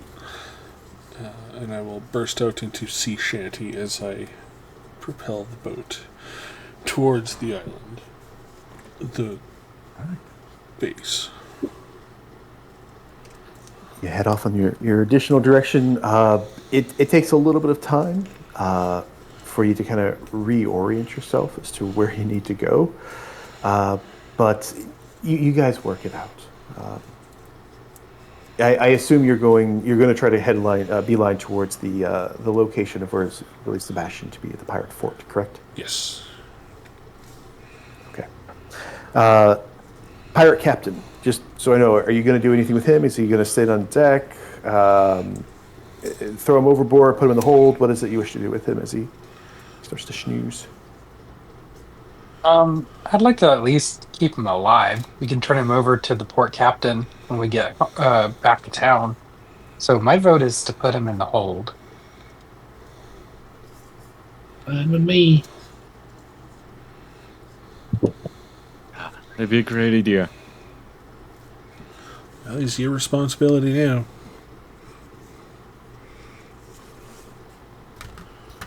I would have just fed him to the sharks. Yeah, I don't want to give them indigestion.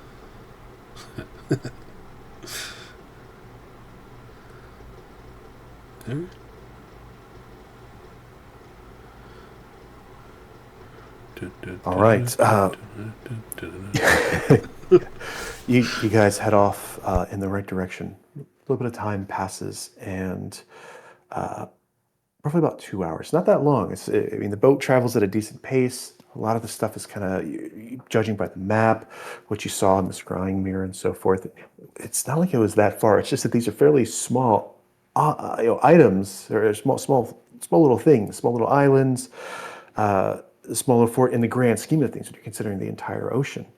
It's a 7 or 8 hours away from the mainland, so it's off the beaten path. But sure enough, some time goes by and you look off and you can see something there, something odd. At first, it seems like it's a landmass, an island, whatever. And as you get closer, you see a ship in the air at first.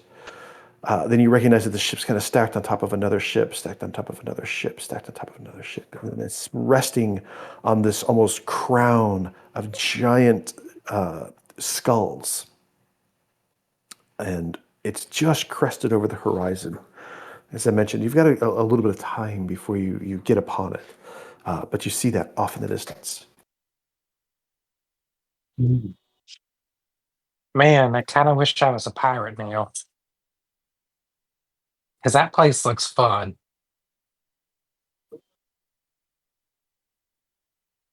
It does, doesn't it?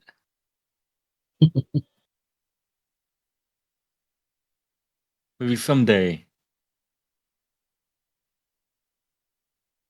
Alrighty. Is there anything you guys wish to do as you prepare? Like I said, you've got half an hour or so before you're going to be up to this place. I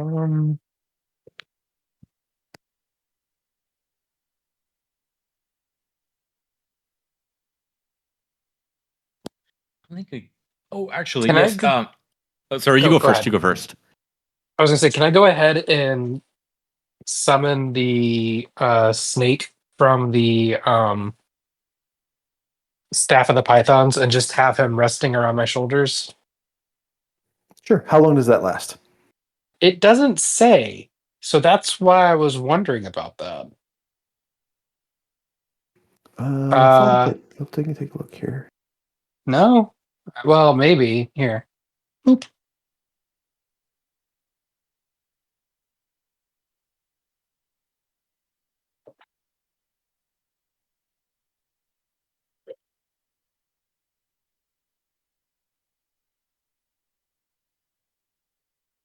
Yeah. Looks. I guess it's one of those things where it is there until you tell it not to be anymore, or it drops to 0 hit points and dies, and then it sucks.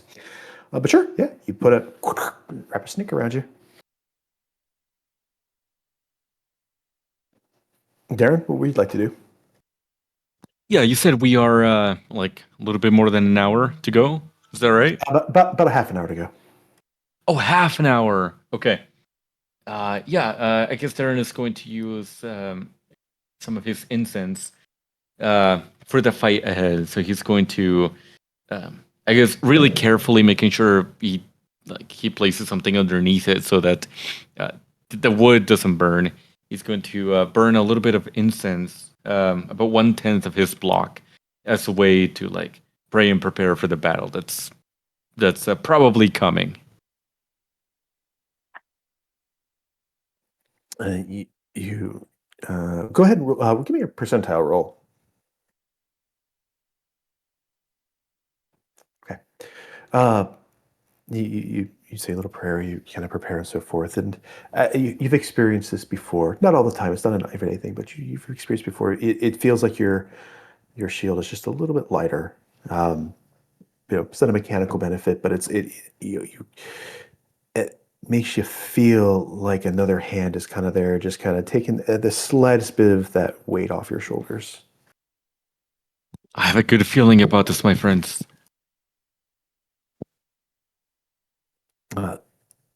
Tango, still helming the boat, keeps you guys moving towards it ever so slowly.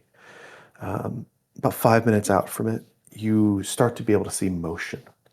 Something's moving on this thing. Something looks like it's walking around.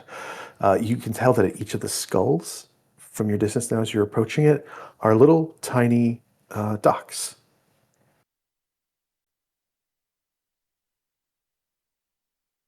I thought you said ducks for a minute there, and I was so confused. Right. I was like, tiny ducks, I want one.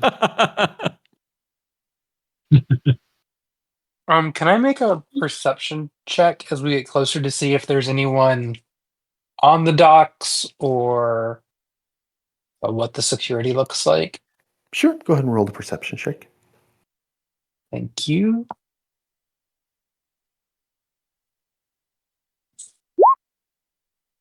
Y'all, the sun's in my eye. With the 7, the best that you can make out is that there's definitely motion. You can see a little bit of movement on several of the docks. You get the idea that there's a little bit of motion happening in all these multiple stacks of layers of ships, but you don't really, you can't really clue in on what it is. It's a little hard to see. Like you said, the sun's kind of in your eyes.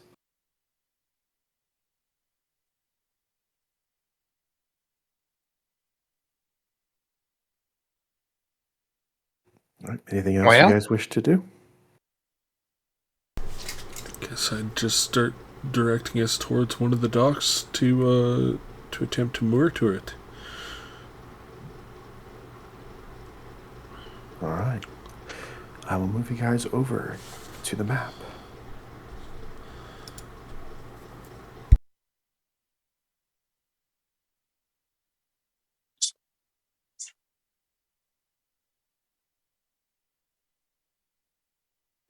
All right, hopefully you guys are able to see this. Oh, it's such a cool map. Yup. Wow. Right off the bat, there's a zomboy. Or a girl. Who knows? As you're approaching, just kind of moving straight up to it, you do see a creature, 2 legs, humanoid, just kind of walking up to the edge of this little pier here, and then you see the color, a slight greenish tint to them, the lack of completed flesh, little wisps of energy kind of trickling off of them. Look over and you see Fred. Fred looks kind of excited for this. And he seems to just kind of step up to the dock and he's looking directly at you. But he doesn't seem alarmed in any way. He's just kind of watching you guys as you come towards it. Fred, I know you said that you want to let us do our thing, but do you want to initiate greetings, or would you like us to do the talking? I got a plan if you want. He laughs. You don't want me doing the talking. Alrighty. I'll call out and say, ahoy! He responds back to you in the most atypical way possible for him. As he raises his hand. Well, he seems happy. You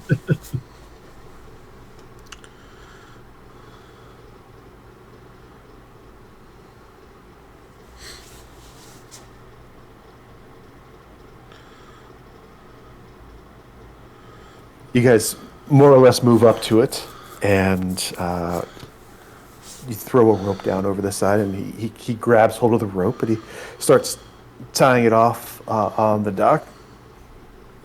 So this is unexpected. What brings you all here? I got this, y'all. Get out of my way, you bag of bones.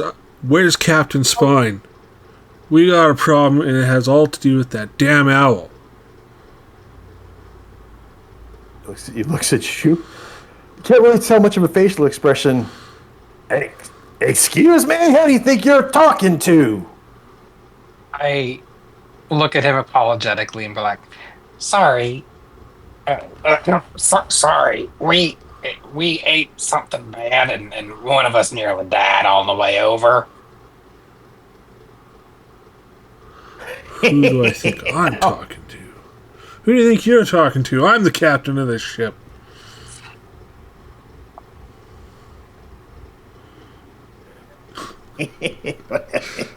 Someone's forgotten their place. I think you forget you work for us, you little meat bag. But sure. Come on. Captain would love to see you guys here. I'm sure he won't suck out your souls.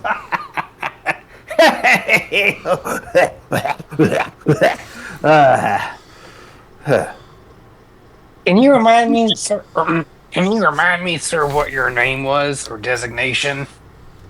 Bag of bones. Leave him alone. Well, if you must know, but I go by Roy. Roy. It's just nice to have a name to the to the visage. I'd say face, but there's not much of your face left. And I don't mean any offense. Y'all are. It's gonna be. That's gonna be fun. I'm gonna have to come in.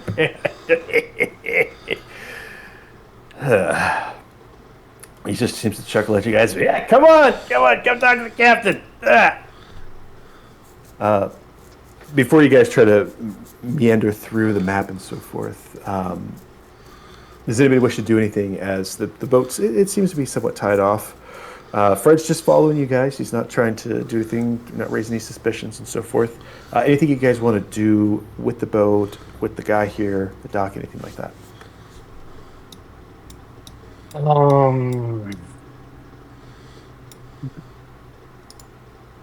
The only thing I'm still kind of worried about is the captain in the hold. Right?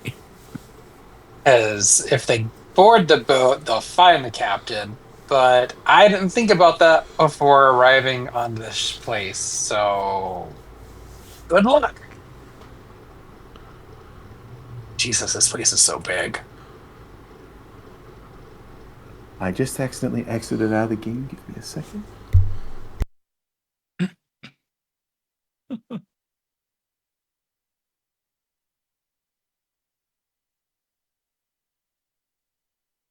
And now that you have a chance to see it, you do in fact notice there's quite a bit of movement going on.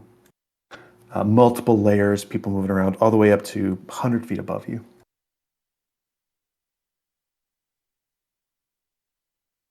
Uh-oh, did I get disconnected? Yes. But you guys can hear me now, right? Yeah. Yeah, I can hear you. All right. What I was saying is that you as you guys are there and you're kind of making your way through this skull, and you see it kind of goes to this dock. It goes into the skull here, these loose boards, and it kind of goes upwards just a little bit. And you can see movement, quite a bit of it on all different layers, all different levels of this, up to about 100 feet above you. You can even see someone kind of peer over the side and look down at you all. As you guys go up and just march straight on into the skull, you kind of get into the inner area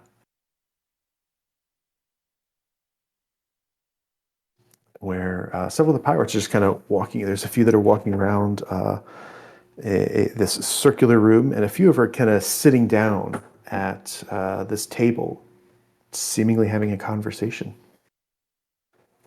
You overhear one of them kind of saying to you see two sitting close to each other, talking amongst themselves. Most of these guys appear kind of similar in their regards, but one does kind of stand out. He's carrying a staff, whereas the rest of them usually have some sort of a sword at their side. And the one's talking to the guy with the staff, and he's like, "Look, I know it's like we probably owe him, but I don't like being beholden to some guy. I mean, I'm sure Commodore Chet's all that we need, right? Like we don't have to pay attention to it." And then about that time, he kind of looks over his shoulder and she's like, "What the fuck?" And as you guys walk in, all of these undead pirates, all that were kind of meandering about, murmuring to each other, they stop and they stare at you. With the pompous air of a captain, Tango is going to step forward and just say, "Captain Spider, I got a problem, and you need to solve it."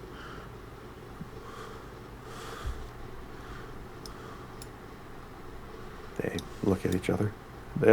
With even without much flesh on their faces, there's like this look of bewilderment.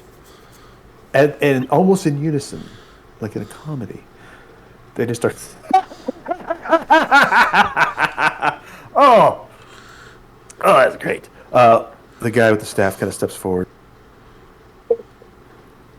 You've got lots. You got lots there, and that sack still dangling about there, Captain. So, I assume now that you're here, you must have brought something. Yes, you have cargo, something, a tithe of some form. Yeah, you would think so, right? And we almost did, but that damn owl, it betrayed me, man. How am I supposed to work under these conditions? Oh, I betrayed you. And as he says that to you, he looks up over his shoulder, and you see him looking up to the north, perched up on a one of the this is multiple tiers. You see an owl looking down in the room. Yeah, one of those stupid things.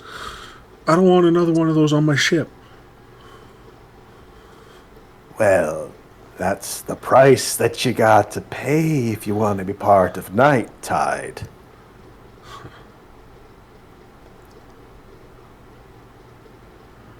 We all take the orders from above. Sorry you don't like it, but not that sorry. So, I suggest you go and you apologize to your little hoot friend, and you just do as they say.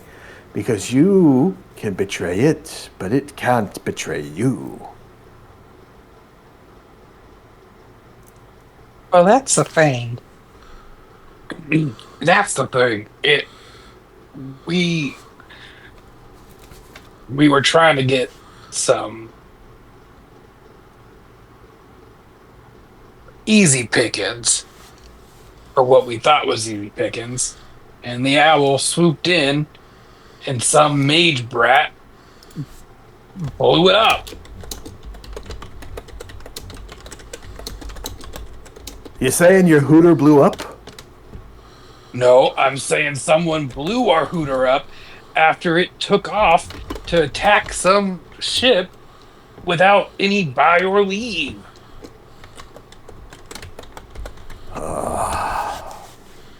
Commodore's not gonna like that one bit. He's gonna be... Huh. Well... Got good news for you, boys! Good chance you'll be joining us real soon, like. You'll be full-fledged members of Night Tide. You failed to protect your little hooter? I'm sure Commodore will be showing up for you soon. Add you to our ranks full-time. Don't worry. It only hurts for a minute.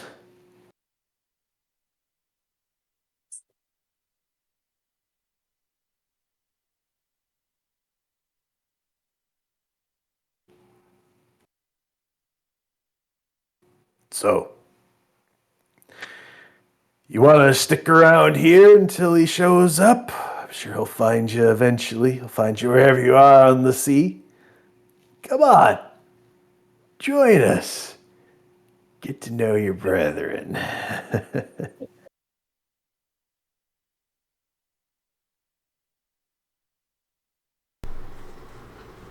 Can I think about how this guy reacted to me calling him Captain Spine? Did I feel like I got the right name there, or if this is the wrong guy? You mentioned that you needed to speak to Captain Spine. I did not take it as you calling him that name. Were you calling him Captain? Because it sounded like you were saying it in a general sense.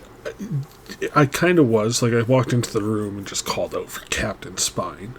I was kind of trying to get a sense if this guy reacted to the name or not. Not so much. Not so much. They all just sort of reacted to you. The name didn't really. They didn't get. They didn't react as if they were responding to their name. Okay. But he does kind of go. Well, sure. Captain will be happy to make your acquaintances. He might do the Commodore's job before the Commodore even shows up. Well, we'll see about that. Where am I going to find this Captain Spine? Oh, under the owl. You look up and there's like a set of stairs, a ladder, and so forth, all leading to a room that goes a passageway that leads out back out onto the outer area of this little hideout.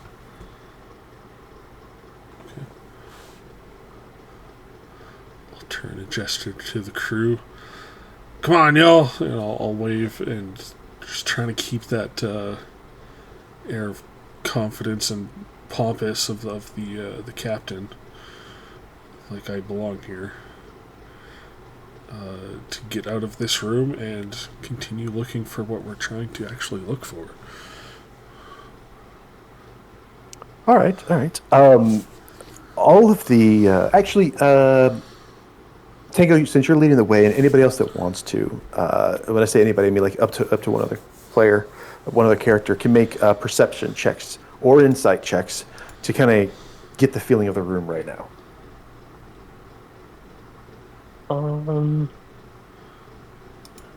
Perception.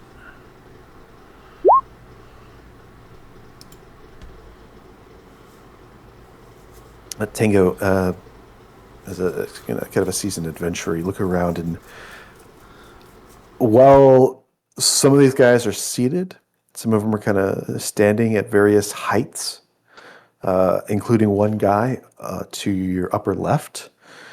They're not relaxed at the moment. You can see all of them are, in a sense, about a half second away from grabbing the weapons at their side.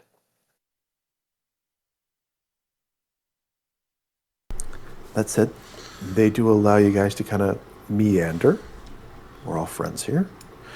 You make your way around. You all slowly climb up some ladders. Fred sticks with you guys. He's kind of looking around. You see him biting his lip every so often. And you actually head back outside. Okay.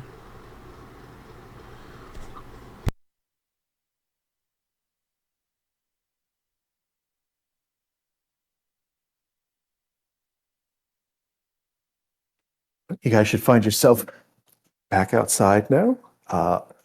Several stories up. And Oh, sorry. good. Can I No, go just ahead. like whisper to Fred? Doesn't seem like they're immediately attacking, but it doesn't necessarily seem like they're good people either. He looks at you.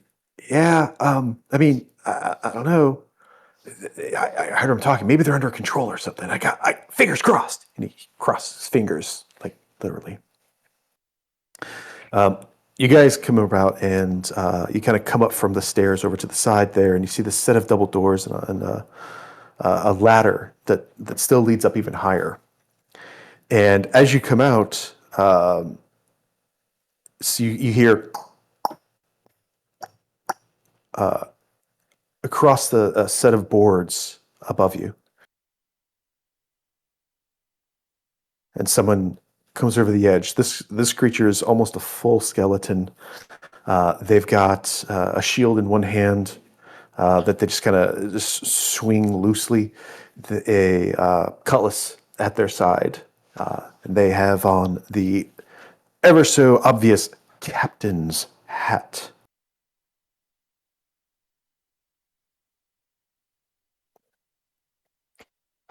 Alt. What are you doing here? This isn't a place for you. Somebody start speaking up. Why are you here?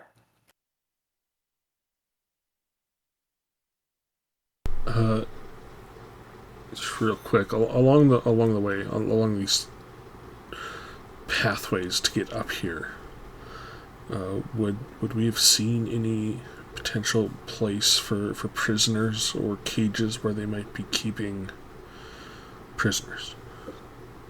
There are quite a few places, little nooks and crannies that there could be. These are half intact ships, and there's several hulls kind of stacked on top of each other. And while there are walkways and so forth, there's plenty of places where you could kind of slip into a hull, and you've got a full ship's hull in there. So yeah, there's probably half dozen to a dozen ships that it could essentially be. Okay. I think that being Tango's kind of objective to get his cousin, I think I would have started searching some of these along the way if these undead are kind of letting us roam about a little bit before we actually even kind of got up here. I'm just kind of popping my head into certain places and trying to see if I can't locate Sebastian. I mean, we did see through the scrying of Fred kind of where he might be located, so... That's fair. So if you've got two things you can do. One would be that you can kind of pop your head into places that are like on your way and just kind of glance into them. And there's a couple that you can kind of peer into. And that's not going to raise any attention. The other thing that you can do is you can go out of your way, and you'd have to see what happens at that point. So I'll confer with the group here, but I think I would use the information I got from Fred's scrying to try and best locate exactly where Sebastian might be. I think that's a good idea. We're here for him specifically. Go ahead and make an intelligence check, because Fred did it kind of quick, and you're kind of looking over his shoulder. Mm-hmm. But yeah, we get an intelligence save or an intelligence check or a history check, whatever. You can use you can have proficiency to it. History, hell yeah. One thing to keep in mind too is that we did kind of say we would take care of the pirate problem, and it seems like the pirate problem is a lot bigger than what we thought. Mm-hmm.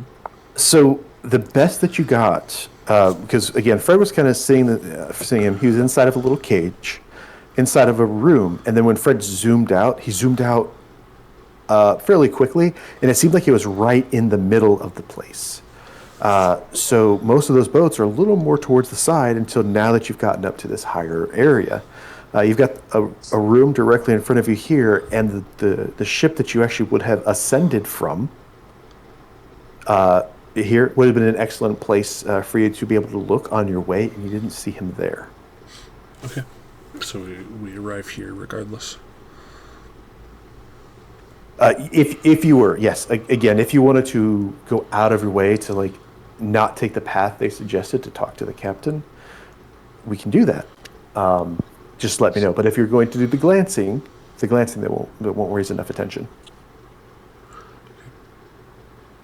how's the rest of the party feel about going out of the way? I'm Well, fine with it. I am too. I do want to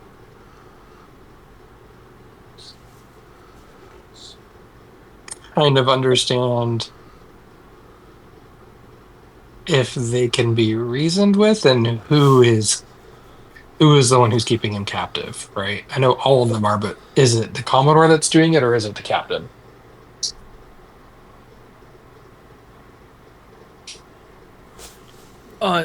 DM, It might be reasoned with, I guess, is what I'm trying to say. Yes, Mr. Darren. yes, I'd like to see if Darren can maybe just walk over here, just almost kind of like just taking a little bit of a short walk, and I'd like to see if he can see into this room through this open window. Oh, that's a decent little thing. So you guys are kind of walking up. Well, hold on. Before you do that, let's resolve. We're kind of backtracking a few minutes here. You guys let me know if you would want to go out of your way to search, or if you just want to do the glancing on your way in here. Because, like I said, we've got two different things. If you're glancing, it's not going to raise any suspicions. But if you're going to go out of your way, we're going to have to deal with you guys not following their immediate directions.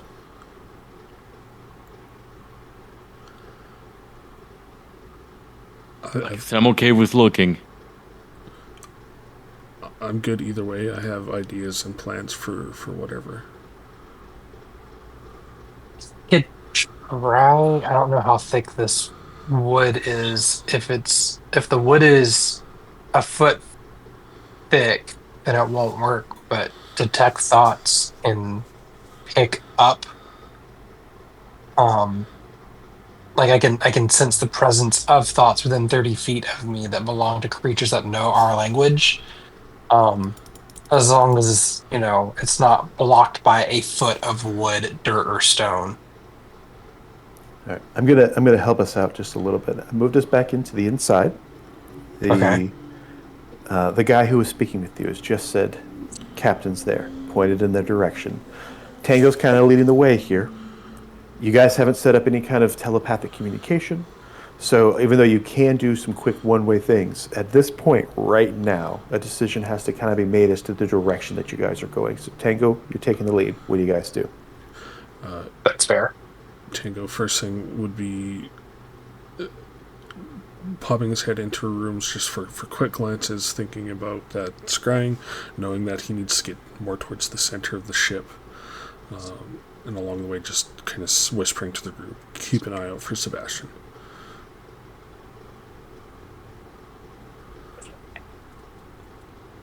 Okay. Did y'all build this? Like, it's really impressive. One of them, the guy that's over the side here, perched up high. He kind of dangles down over it and kind of has an arm that's just sort of waving back and forth. He goes, "Why you want to know? Huh? You gonna build your own?" I mean, I don't know that I could build something so nice. I'm just curious because, like, this is really, like, you have to understand how impressive this looks, right? He's like, you know what? You got a point. He looks down at him and goes, "Sora, how did they build this place?" Guy with the staff looks about him and goes, "I, I don't know." They all kind of look Well, around at each other. They look incredibly confused. You seem to have distracted them with just the simplest of questions.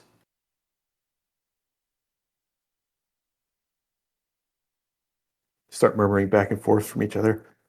"Oh, they got a point. How did they build something like this?" "I don't know. I joined up. This was already here." well, someone's gotta know because this is impressive. Like, how do y'all expand it?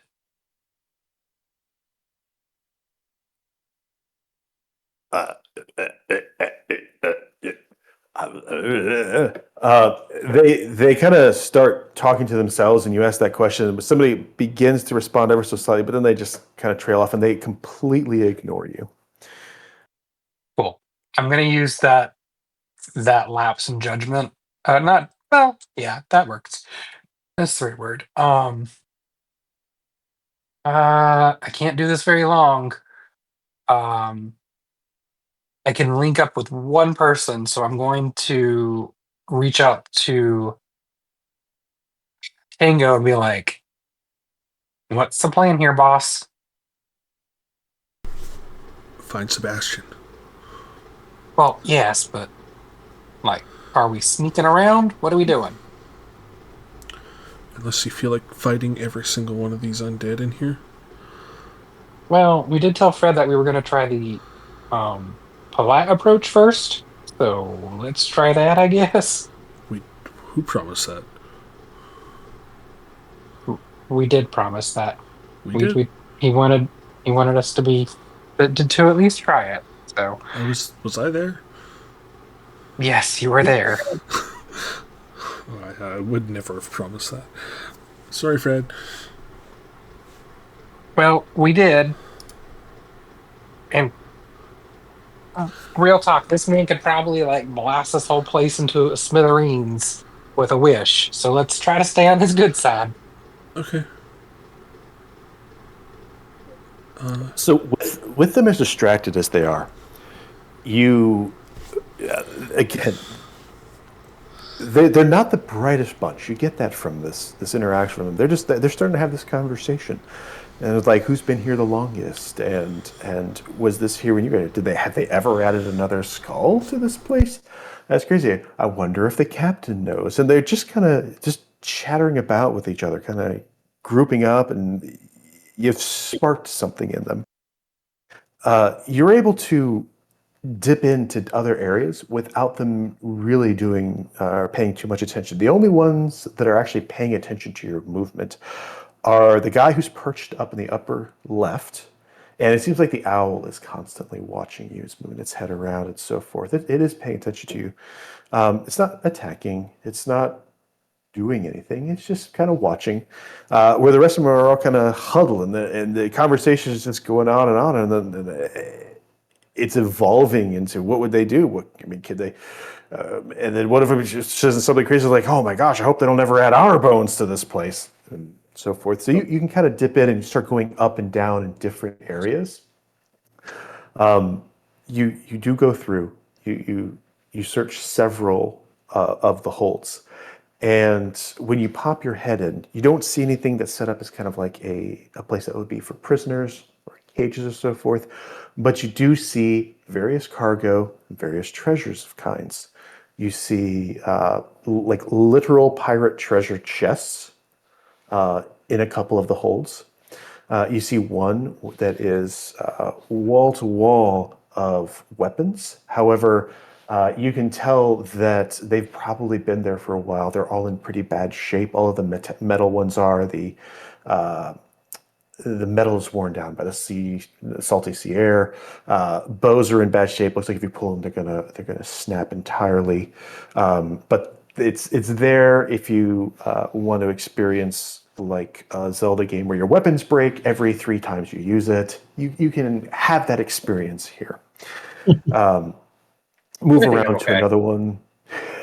Move around to another one. You've got a bunch of barrels that are filled up with, seems like they're filled up with sand. You just kind of pop one open just in case.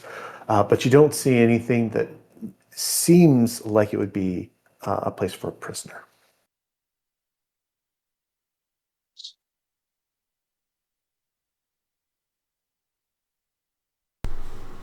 All right. I'm gonna mentally reach out to Tango and say we probably need to go up closer to where the captain is and potentially the Commodore's quarters. I agree.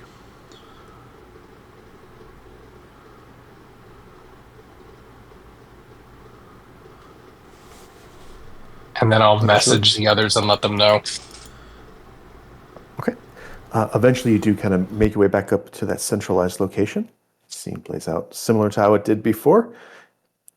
This who's likely the captain leans over the edge of this little platform. He doesn't seem to. His body language is suggesting don't climb up. He looks down at you all. What are you doing here? I've come to talk with you, Captain. I've got a problem. I don't like problems. Nope. You're not supposed to come here. That's typically made very clear to you. You must be a new one. Might be a little new, but I'm also a man of ambition. And I've recently come across a much better deal. See, I've heard that you have something that somebody else wants, and they are offering a great amount of treasure and power with it. So I've come to claim it from you.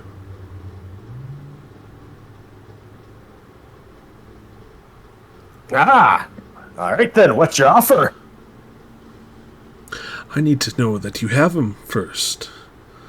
A prisoner, with red hair, a merchant.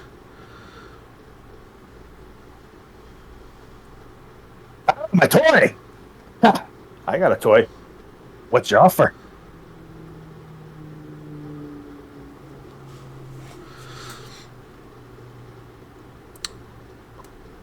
Where did you get this toy? Sorry for speaking out of turn, Captain. Here or there. Doesn't matter. What? All right, come on. I love a good bargain. What you got for me?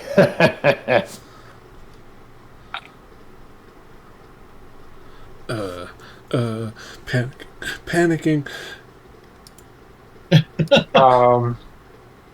Before we get into that, I do have one other question. How long have you been here? Like, were you here when this place was created? He looks at you. What kind of a stupid question is that? Hi, come in. You want to see my toy? He walks past you. He looks you right in the eyes. Of course, when he's looking you right in the eyes, he's kind of looking at your cheeks because your eyes aren't in the same position as they normally would be. Right. And he's like, he's saying this to the captain, aka Tango. He's like, and just so you know, if you don't have a good enough offer, we're gonna have fun. And he reaches out with his hand and twists the knob on this door, and he walks in here. And as he's walking in, one of the owls flies in over his shoulders, and you see it into the room. Fucking owl. I'll follow in just right behind him. Try and take a quick scan of the room as soon as we step in.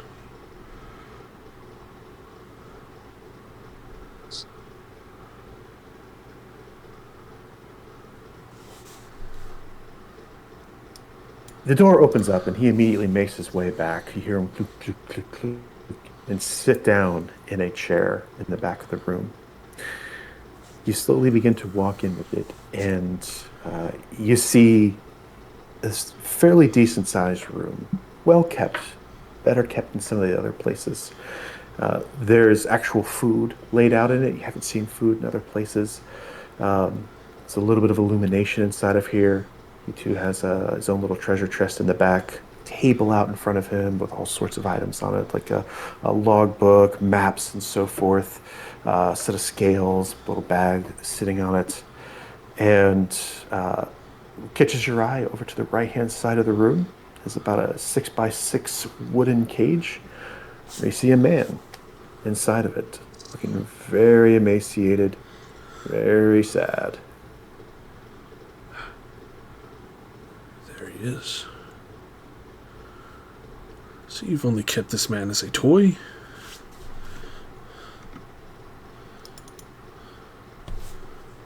Do you not know his worth? What?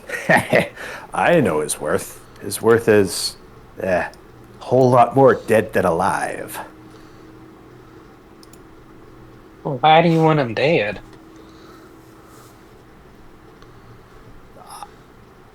I don't give two shits about this guy. But I'm told he should die. So, By who? to him. Well, that's not really your concern now, is it? Well, but I'm a curious sort.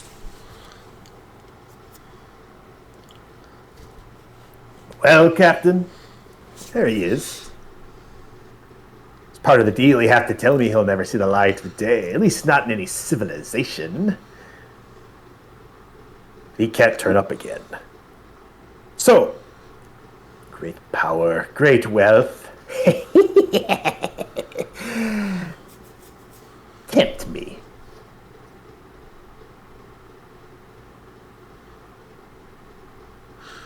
All right. I think I might have something for you. I'm going to try and step up close to him. I'm going to reach up in front from my head and pluck the ion stone that's floating around me. I imagine unseen through the seaming. I'll just kind of pluck it from the air and try and present it to him. You ever seen one of these before? I've seen plenty of things like that. But I'm hoping that one's special. Maybe what? It's going to get bigger, and inside of it is a dragon's horde?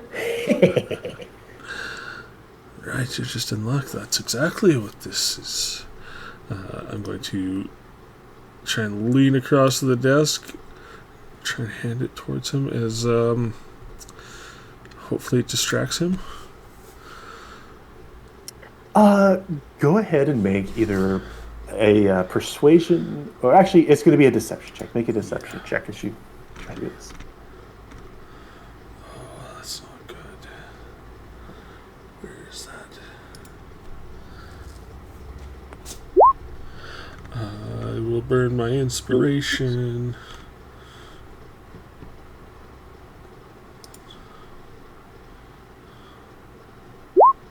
Of course. It was meant to be. What you get? I don't know who's told you that, but I think you got a nice little bauble there, but it's not really a dragon's horde. I hope you have a better offer.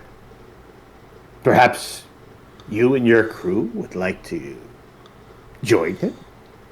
Take his place? That would be an offer. Of course, I'd still kill him, but it would be fun.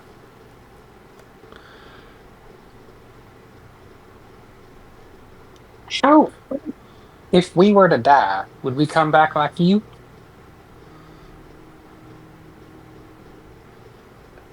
Oh, no. No. At least not into these circumstances. No, of course not. You need the Commodore or somebody similar. Someone that can make you fancy like. Is that what happened to you? He came up and made you what you are? You asked some personal questions. How often did someone like me get to talk to someone as important as you? I'd make a persuasion check.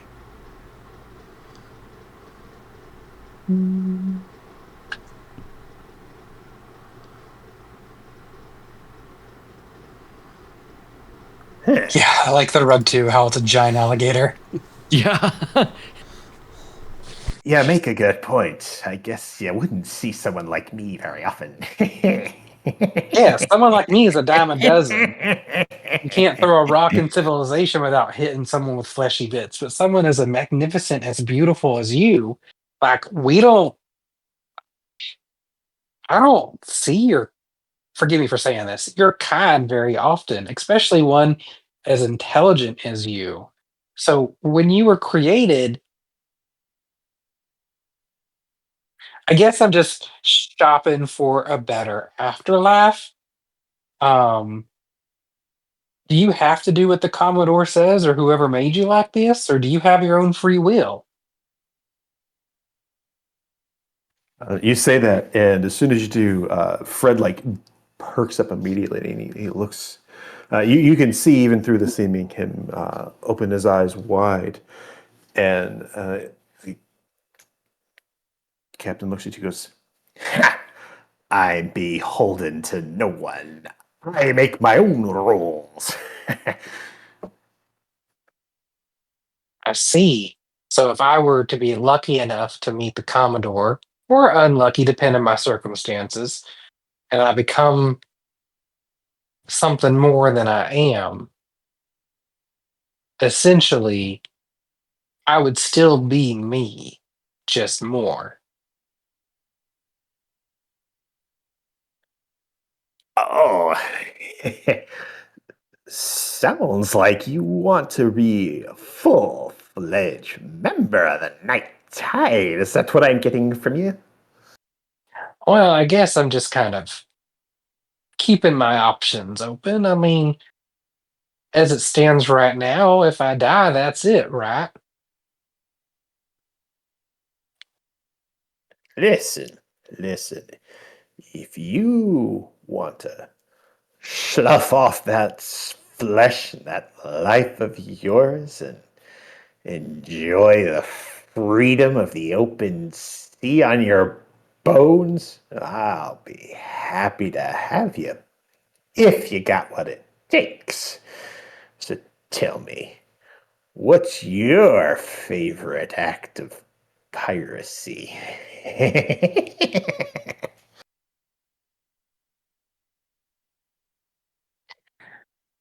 Probably the taking of things that don't belong to me and then making them mine. uh, well, I guess that's something, all right? What do you want? Why are you so close to me? Because I like murder, and I'm going to swing on him.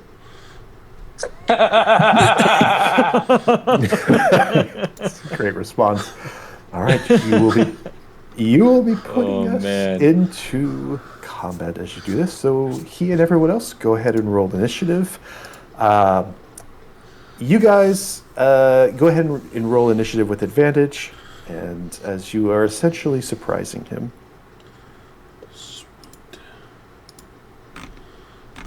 Holy shit.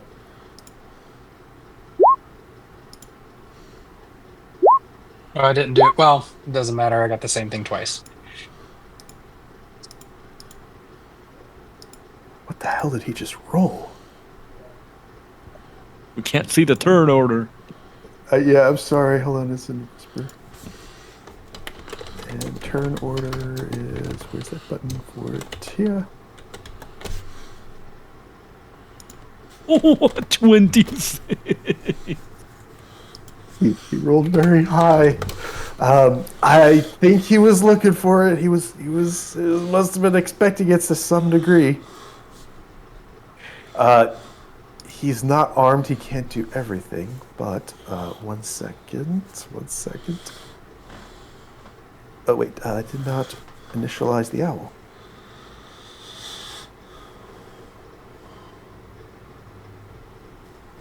Hold on, something weird's happening.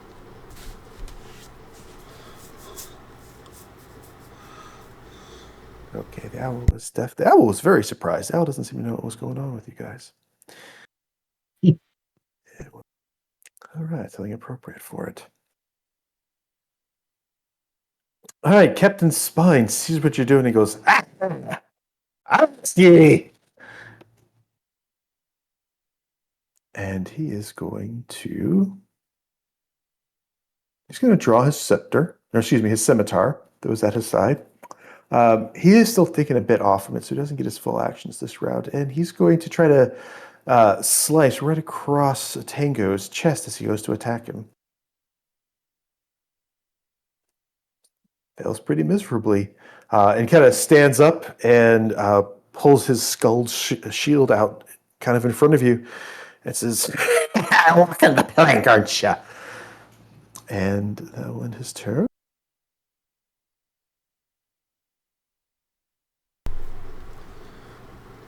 All right, Tango.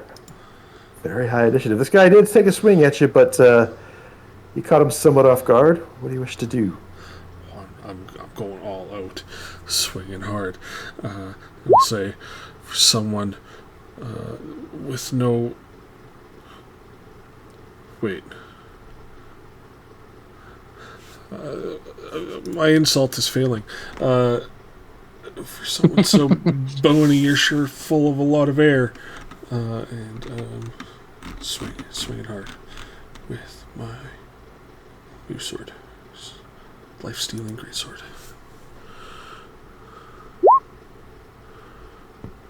The 21 will hit. Give me 1 second. All right. They're going to attempt to go ahead and roll your damage. All right. They are going to take their scimitar, cutlass, and kind of deflect some of the energy of your attack away from themselves. It's not doing it automatically.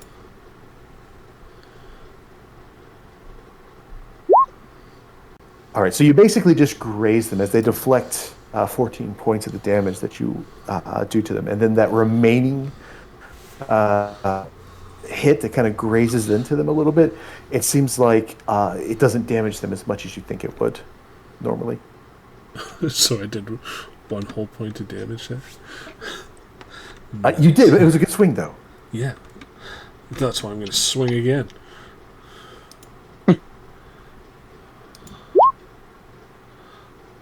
11's going to miss. Did not mean to And so is the 10. Twice. I did not mean to do a second one there. Okay, but you still graze him, right? Graze him for 3? Correct. All right, 2 little grazes kind of nick against him ever so slightly. Anything else for Tango?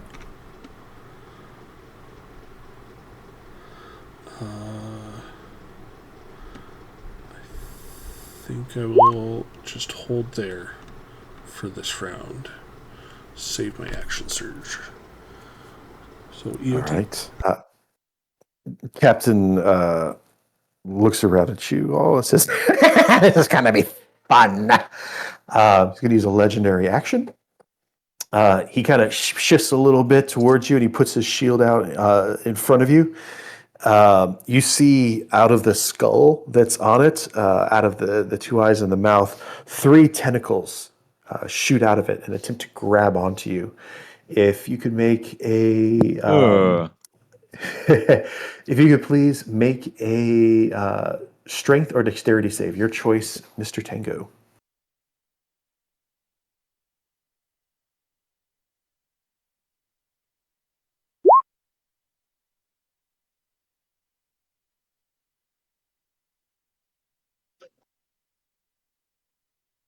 All right, that's unfortunately not going to do it. You see these 3 tentacles kind of wrap around you and grapple onto you. You are at the grappled condition, and he's kind of holding you with his shield. I love the Kraken shield. And that ends his legendary action. Mr. Darren, Tango has initiated combat with this captain here. What do you wish to do? Oh, man. All right, well, Darren's going to join his friend, but he's feeling really sure of himself. Him and his friends outnumber these undead almost 3-1. So he's going to raise his shield up saying, the fight is won already. He's going to jump over here on top of the table, jump on the other side, and start hitting this skeleton. Mr. All right, Stinky. go for it.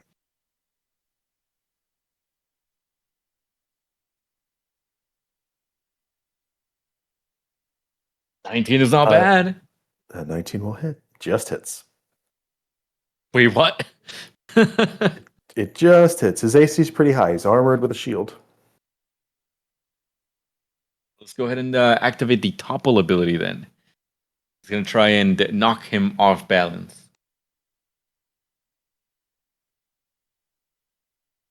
All right, that's a con save, right? Yes, sir. Oh, yeah. It does not matter. Let's go for the damage. 18. Nice. Radiant. Yes, sir. All of it is radiant. Ow, what's wrong with you? They're just gonna say, undead scum. And as a bonus action, he will cast Divine Favor on his weapon. Okay. Okay. No need There we for go. rude. No need to be prejudiced against the undead. Oh man, that's Darren's turn. All right. At the end of your turn, he's going to take another legendary action.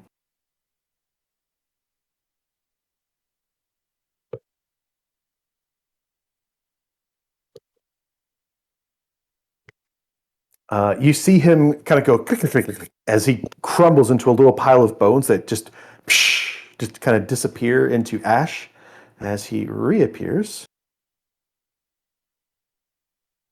next to Simon. You asked too many questions. Simon. He will take a swing at Simon. Oh shit! Yeah, that's gonna hit. That's not too bad. You take. Oh wow, he rolled very poorly. Just 6 points of slashing damage.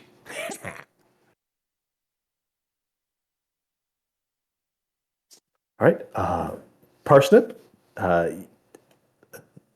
Things are going down. What do you wish to do? Um,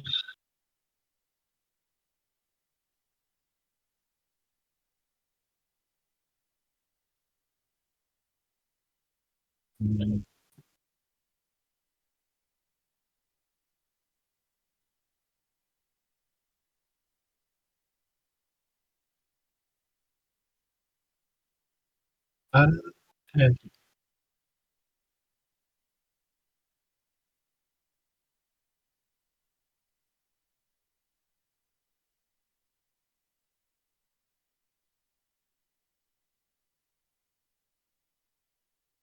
Sorry, Parsnip.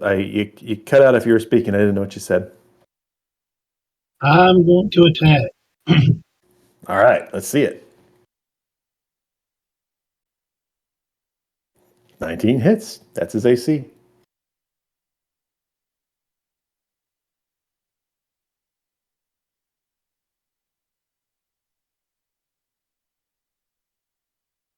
And then my second attack will have advantage. No,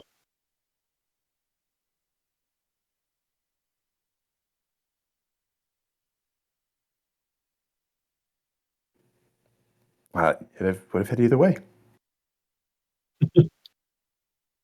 um,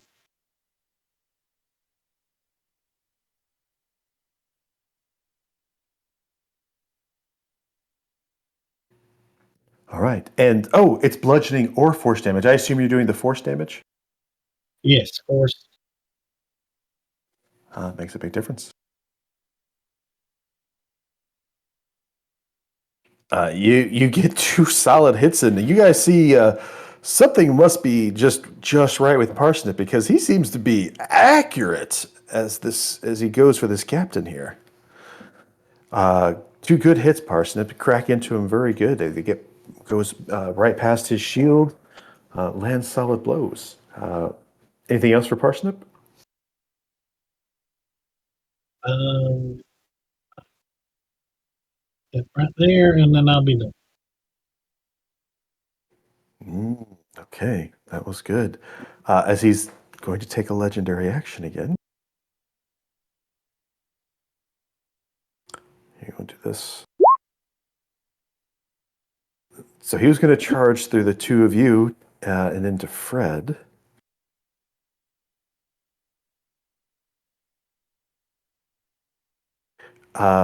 So Parsnip, you got out of his way as he tucks his head down, charges forward with the shields, bumping into Simon, going into Fred. If you can make a dexterity saving throw for me, please, Simon. Yeah. Saving throw. That's a 13. All right. Unfortunately, you're going to take full damage. Fred does seem to be able to get out of the way without much trouble. Watch out, Fred. Hey, I just want to talk.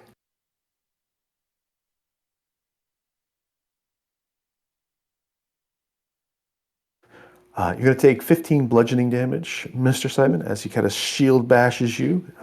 Fred just gets nicked a little bit.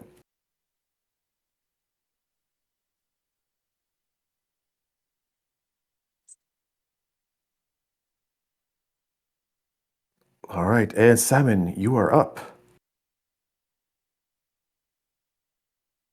Sorry, Fred. I don't think you're going to be able to talk to this one. I'm going to, as a bonus action, use innate sorcery to increase my stuff, and then I'm going to launch off a scorching ray. All right, go for it. Oh wait, hold on. There it is. Oh, that's damage. Whoops, wrong thing. There we go. 19, 23, and 24. Nice, they all hit. All right. Let's do this. So there's the 5 damage from earlier, and then there's So a total of 14. yeah. Sorry, I was struggling really hard to do math there. You hit him a couple times. Goes. Oh, I've got a trick like that. I'll have to show you. Anything else for Simon? I really was interested in talking to you, sir, but you didn't seem very interested in talking to us. I apologize, and that's what I'm gonna say. All right, the owl's going to go. It was very surprised that you, as you guys jumped into it, and kind of looks around, and it flaps a little bit. It looks towards Tango and Darren, and opens up its mouth, and this exhale of necrotic energy goes out.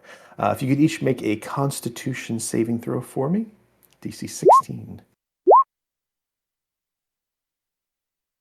Very nice. You guys each save, you take half damage.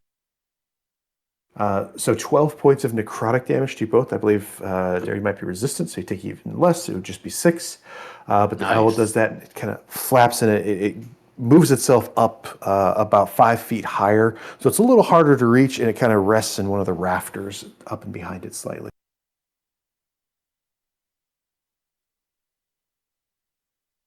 Is 12 already halved? No. Wait. Oh, no. You're right. It's 12 damage, half, so you take 3, Tango takes 6. Thank you for correcting my math. All right, so yeah, the owl burps on you. It's a little stinky. Fred, who I forgot to roll initiative for before, goes, tell me. All right, wait. He drops the seaming, so you guys look like yourselves, and the captain goes, oh, of course. And then Fred's like, do you have free will? Do you really have free will? I mean, is someone controlling you? And the captain looks at him like oddly, like, what the hell are you doing in the middle of this fight? And just ignores his question entirely.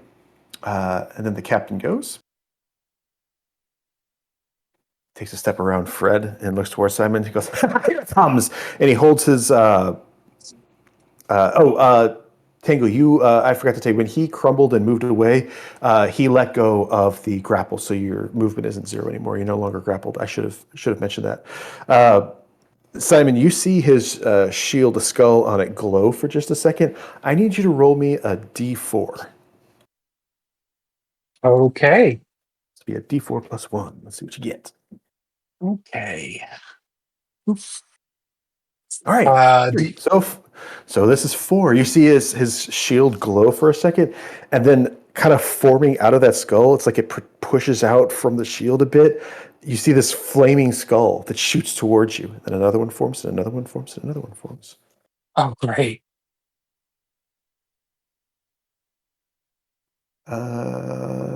Yeah. Okay. Yeah. Yep, that's the one.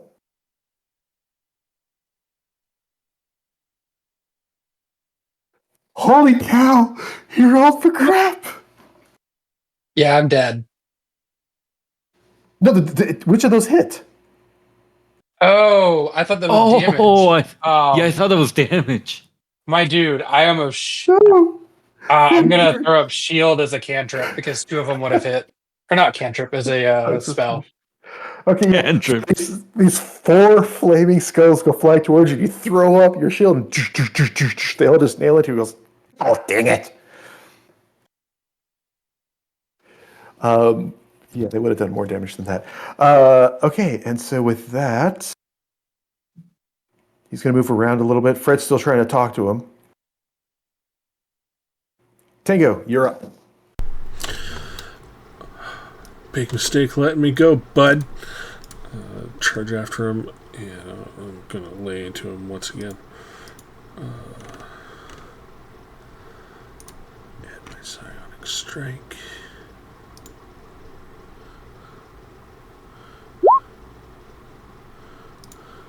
Uh, 21 hits. Whew.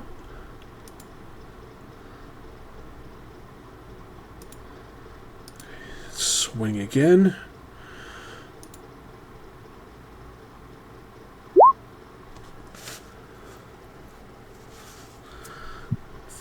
He'll raise up his shield to block that. Okay. Burn my action surge to swing 2 more times.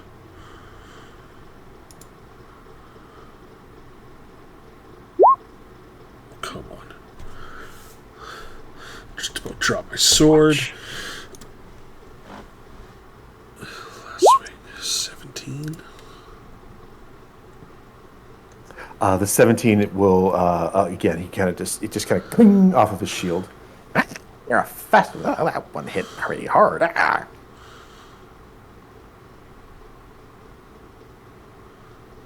I'll get you next time. Next time. I don't think there'll be a next time. And yeah, he's going to crumble again. It is reconstitute again over here next to Simon. He seems to like to want to hit Simon at the moment. Goes for the squishy target. Yeah. Looks down at you, goes, "Hello," and he attempts to attack you. Shield's still up. He misses again. Wow, he's rolling so poorly. That's great. I am okay with that. He's supposed to be a hard fight, guys. Dylan, All right, Dern's gonna jump over to the table. He's gonna say, "I don't know how you could be the leader of these pirates." And yeah, he's just gonna go for the attack. Oh man.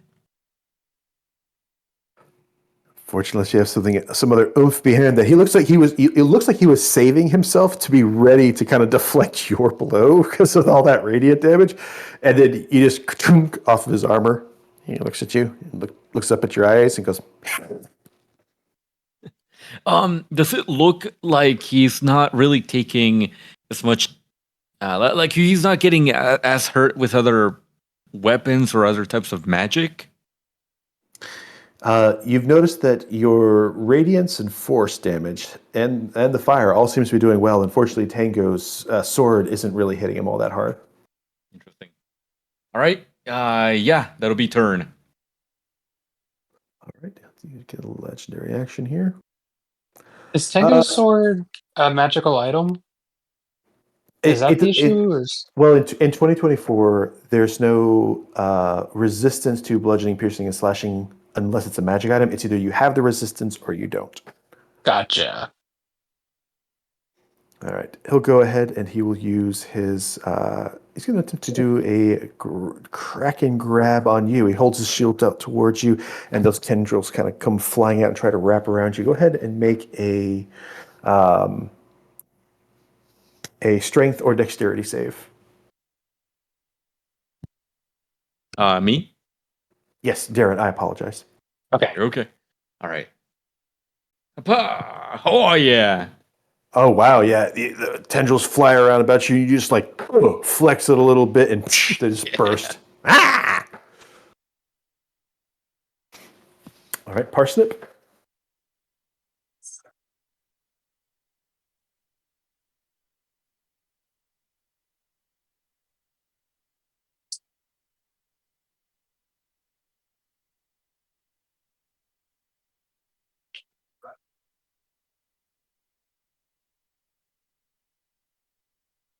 The 16 will get deflected off his armor. And the 18 just almost hits him, but he raises up his shield and clanks off of it. He's pretty hard to hit. He's well armored.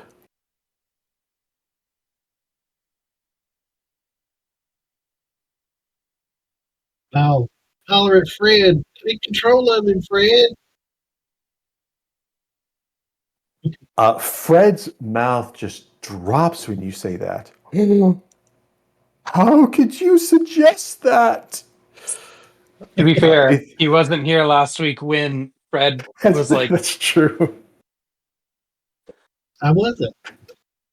That's totally fair. But yeah, Fred was very much about freedom and how he used to be an undead that gained freedom and how he's against control and that sort of thing. Ah, never mind then. Okay. Anything else for Parsnip? No, I guess that's it. All right, Simon, you're up. alrighty. I don't know why you're obsessed with me, sir. But let's try this.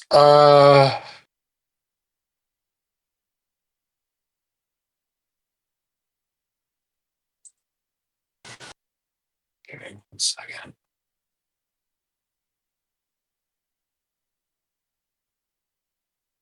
I'm gonna need an intelligence save. I'm gonna do Mind Sliver on him.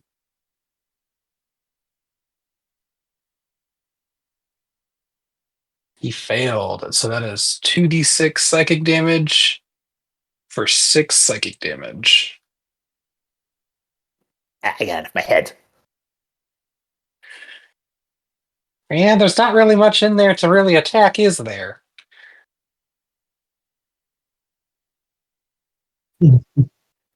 And was there any other? It didn't do anything else, did it? It's just the damage. He has to subtract 1d4 from his next saving throw before the end of my next turn. So he has a whole round, essentially, not round, but like until it comes back on me. If someone does something that requires a saving throw, he subtracts a d4 from it. As a free action, I would like to call out, Fred, I really am sorry. There are other undead here, though, that you can talk to. This guy just doesn't seem very nice. Okay. Okay. Anything else for Simon? No, I'm not gonna. I got 9 health. Probably less than that Yeah. now. As he's going to charge through the three of you there. I'm about to take a. Okay. I was gonna drink a potion, but never mind. You can go ahead and drink the potion. You can do that beforehand. Okay. And then, if you guys all make dexterity saving throws, please. Okay. 2d4 plus 4. So you heal 7. Thank you. Darren, your saves are doing great today. You Right. see this guy charging forward, yeah. And where was this when you needed it so your head didn't explode? Exactly. So he basically bowls right over poor Parsnip there as Simon and Darren are able to get out of the way for the most part.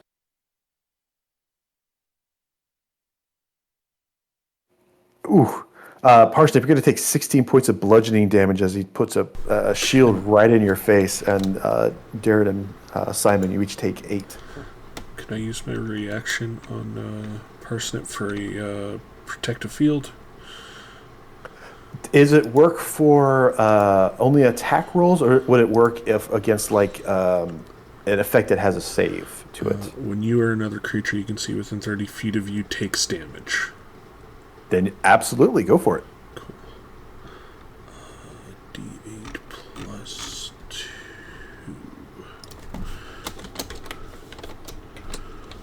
And I will reduce Parsnip's damage by 8. Excellent. The owl does not get back his P, is going to charge in.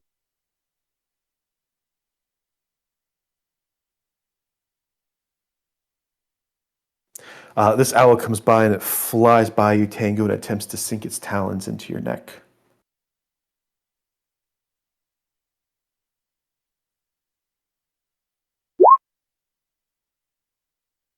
Rolled pretty good. The owl's tough. Yeah. You take 9 points of damage as a couple of these sharp undead talons slash through your neck, and he flies off a little bit.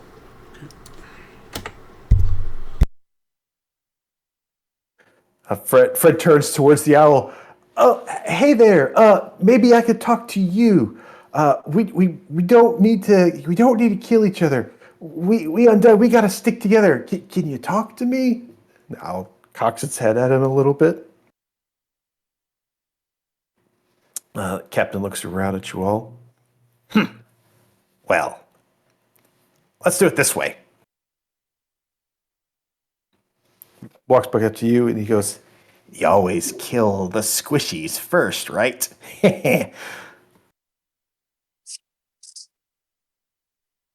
Attempts to do one attack against Simon.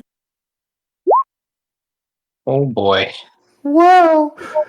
He cannot roll for crap. He's rolling like parsnip. To be fair, Parsnip either like when Parsnip hits, it's a crit. When Parsnip misses, it's everything else. That's true. All right, so you get hit once. You take 7 points of slashing damage as he comes down and cuts into your shoulder a bit. There goes my healing potion. You're still up? Yeah. All right. He does one last attack against you here. Actually, you know what? No, if you're still standing, he's going to use his Enspelled Scimitar's spell, and he slashes into you, and you still seem to be standing, and he just kind of pushes a little harder, and you hear this boom on Simon here as a thunderous smite goes off. Oh shit! Mike,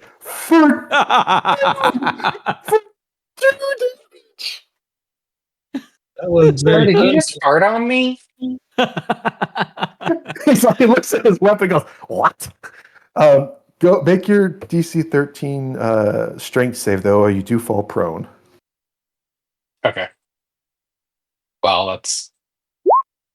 Yeah, I'm prone. So did you fall on me? At least you fall out of the ground, and he goes, yeah. He's going to try to attack you one more time now. Holy crap. Unfortunately, because he knocked you down, he does have advantage on this attack. There we go. Okay, So I'm down. Then stay down. Turns towards Parsnip. You're next. That'll end his turn. Dingo. Hey, big guy. It's next time. That took me longer than I realized, or than it should have, and that was pretty good. Big ol' swing. Oh, I forgot my... 19 will hit. Okay. Oh,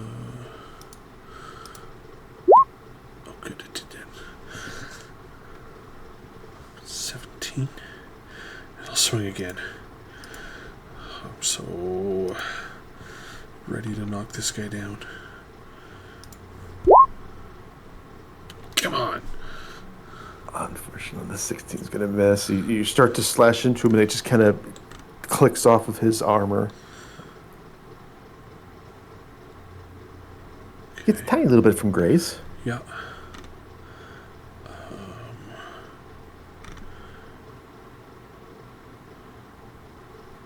What else am I down? Yeah, I'll use a bonus action to do a second wind.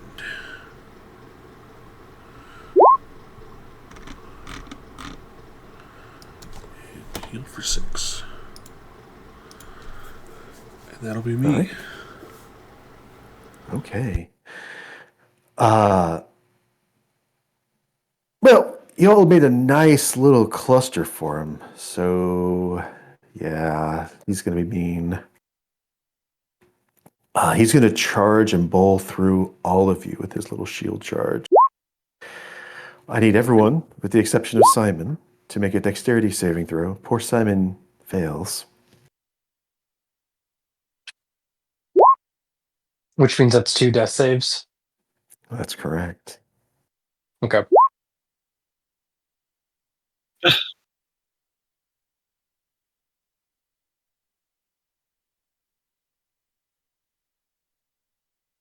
All right, Tango, you kind of get out of the way a little bit. You don't take much of this damage. Everybody else takes 11 points of bludgeoning damage as he charges through you all. Tango, you only take 5.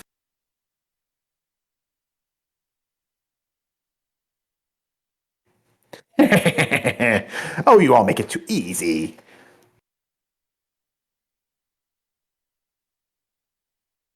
Darren, you see Simon on the ground. He's basically just got his head stepped on. What do you wish to do? Oh, Simon. Darren will say, "You'll pay for this, Skelly." And Darren will go for a big hit. No! Your two shields clash into each other, and he seems to block your shield with his. Oh man, that's actually a pretty awesome scene. And while Darren and him are like kind of like pushing each other with their shields, Darren will extend his left hand back towards Simon, and he's going to use his healing light ability to heal Simon for 3d6. For 9. Heck yeah. Yeah. And he'll say, "Stand up, Stitch Fix. You're not dying to this skeleton. Even his owl can deal more damage than him." There you go. That's it for Darren. I don't like you very much. Ha! And he'll attempt to use his Kraken shield on you again. If you could give me a Dex or Strength saving throw against his grapple. Once again, you just flex it off and boosh, it just kind of burst. That's not working. All right, Parsnip, you're up.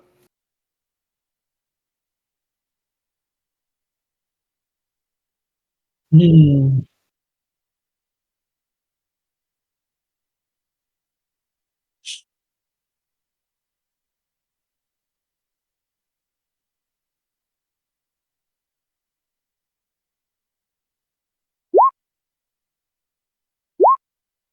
$20 hits.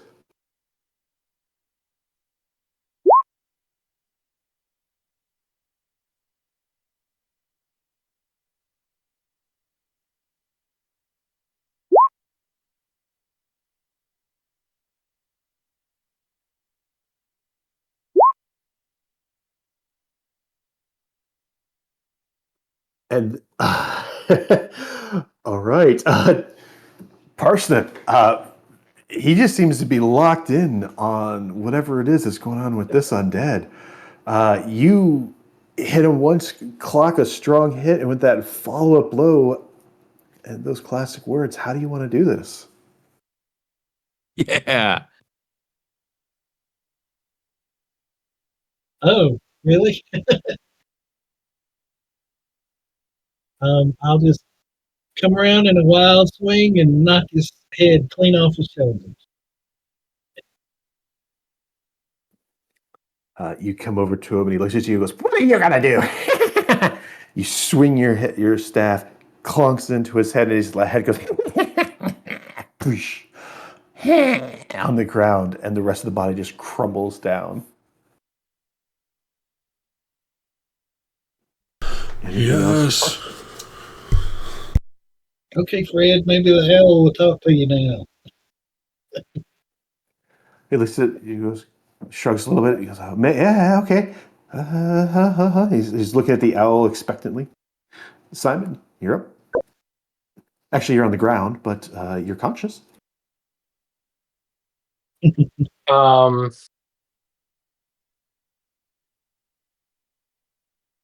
I don't want to. I feel so bad doing this, but that owl is going to probably attack us. I guess I'll hold a reaction. I'll stand up first, and I'll hold an action to Ray of Frost the owl. I am going to move though up here. No, I'll move right here. I'll Ray of Frost the owl if it goes to attack us, like because he is next. So if he doesn't show signs of calming down and wanting to, I don't know how he's going to communicate with Fred, but Fred's a wizard, so I'll give him his chance. All right, the owl's going to go. The owl kind of looks around the room. It twists its head around all the way to the left, and it keeps going until it does a full 360 as it kind of spins around. Unfurls his wings and bolts for the door.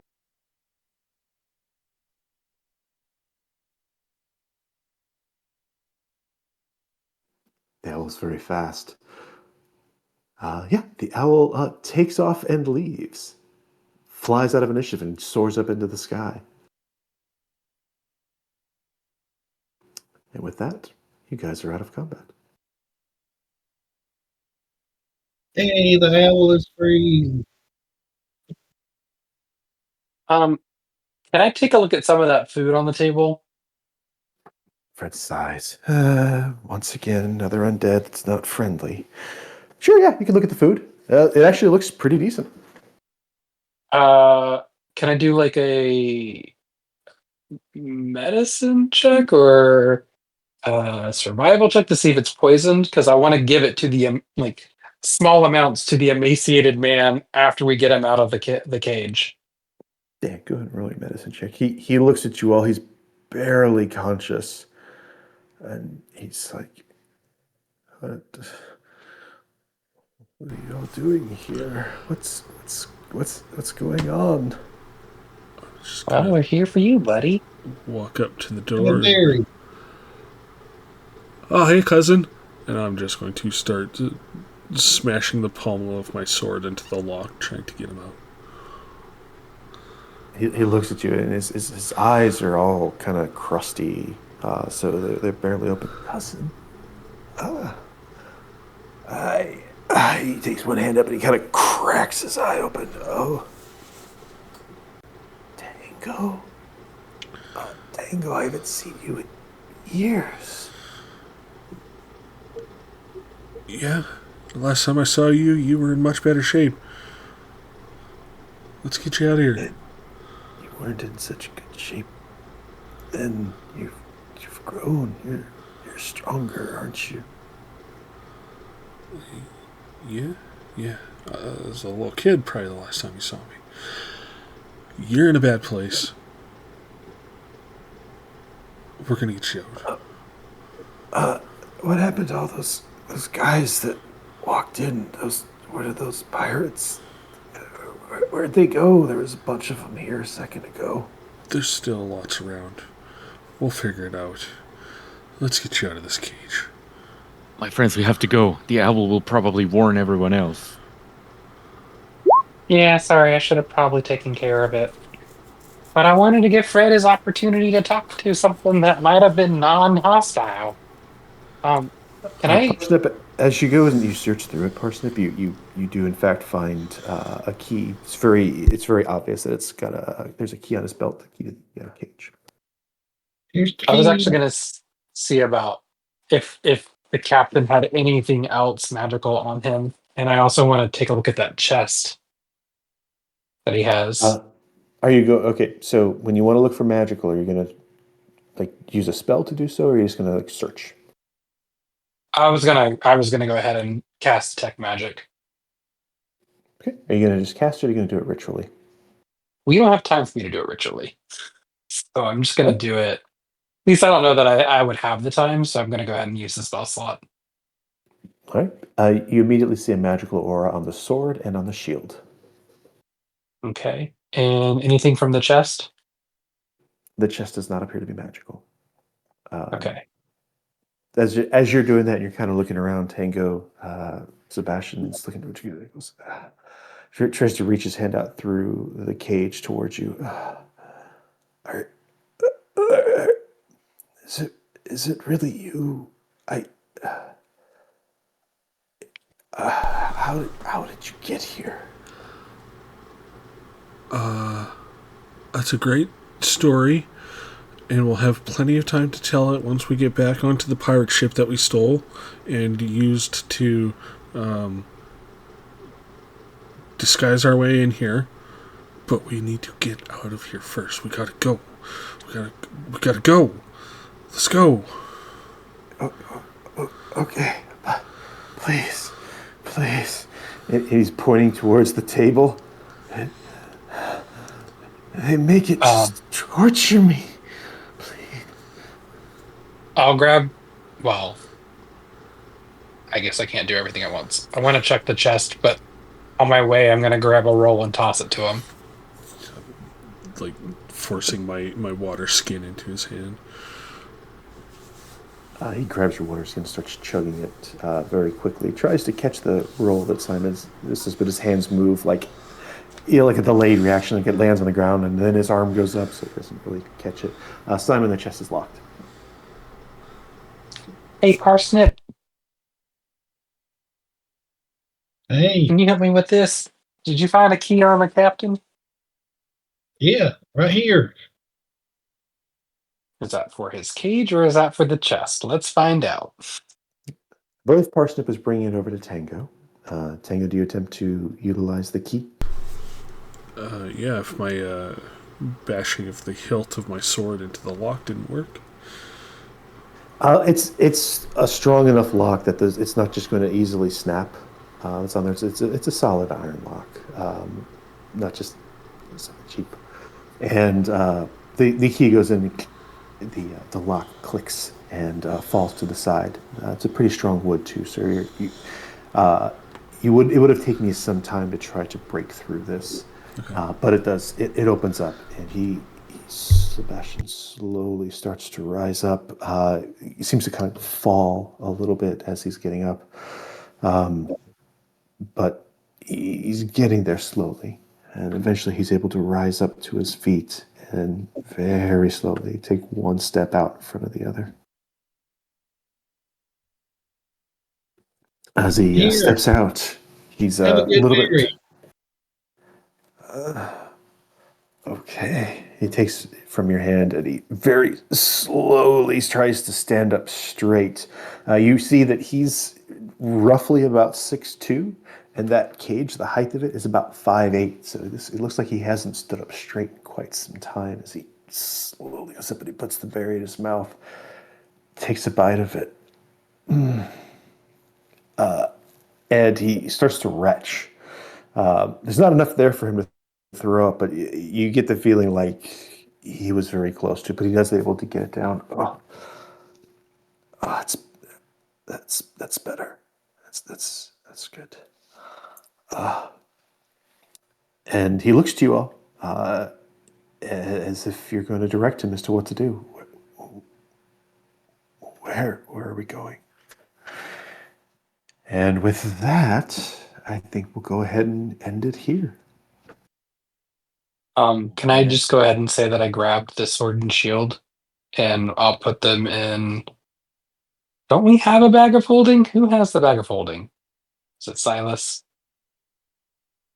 I think I think it transferred to somebody after Silas became Yeah, occupied. I don't know who. Okay. I think it was Phalar. Okay, I think it was Phalar. We'll just say we put Oh, it that's in the good bag too. of holding. I can make this really simple if somebody wants to make a note. The two items that you picked up are a inspelled scimitar. Okay. It has the level 1 thunderous smite on it, so it's an inspelled scimitar. And the other item is a Kraken shield. I'll try to make a card for that or something, but it's essentially just it's a magical shield. It doesn't provide like additional benefit to AC or anything, but in place of an attack, you can have it reach out and attempt to grapple someone within 10 feet with its tendrils, and it would use your grapple DC if you choose to do so with it. So you picked up those two items. But yeah, that's all he seemed to have on him at the moment. Heck yeah. So yeah, like I said, with that, I know we went over this a little bit. I'm having to realize that it's later and it's not actually 7:30 because that's the time on my watch right now. Uh, yeah, Captain Spine here. He was supposed to be a real challenge, but dang, those rolls of his were just crazy.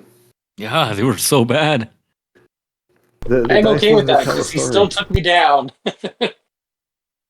Oh man, those flaming skulls. Like the whole point of the flaming skulls is he launches 1d4 plus 1 flaming skulls, and each one that hits does 3d6 damage. And so I was like, I'll have the player roll it. This will be great. And that was supposed to be a big hit. And it was so That sad. potentially would have complete like I might have been rolling a new character had those hit, so I am glad they did not. Oh man, that was like some of my worst NPC rolls ever. But hey, I'm glad it worked out for you guys. Um, but yeah, we'll go ahead and we'll pick up here next time. You guys can be basically escaping the pirate fort. Try to maybe talk ahead of time if you want to escape to your boat. If you want to fight your way out, sneak your way out, the owl did depart, so keep that in mind. You do have Fred. Fred is, he's combat ready, but he seems like he's really interested in talking to these guys, and he's not necessarily going to do your fights for you, but he's good for utility while you've got him. So if you have something you'd like him to do, he can help. He's just not going to, quote, win for you. So yeah, figure out what you'd like to do, and we will pick it up here next time as you make the great escape from the pirate fort.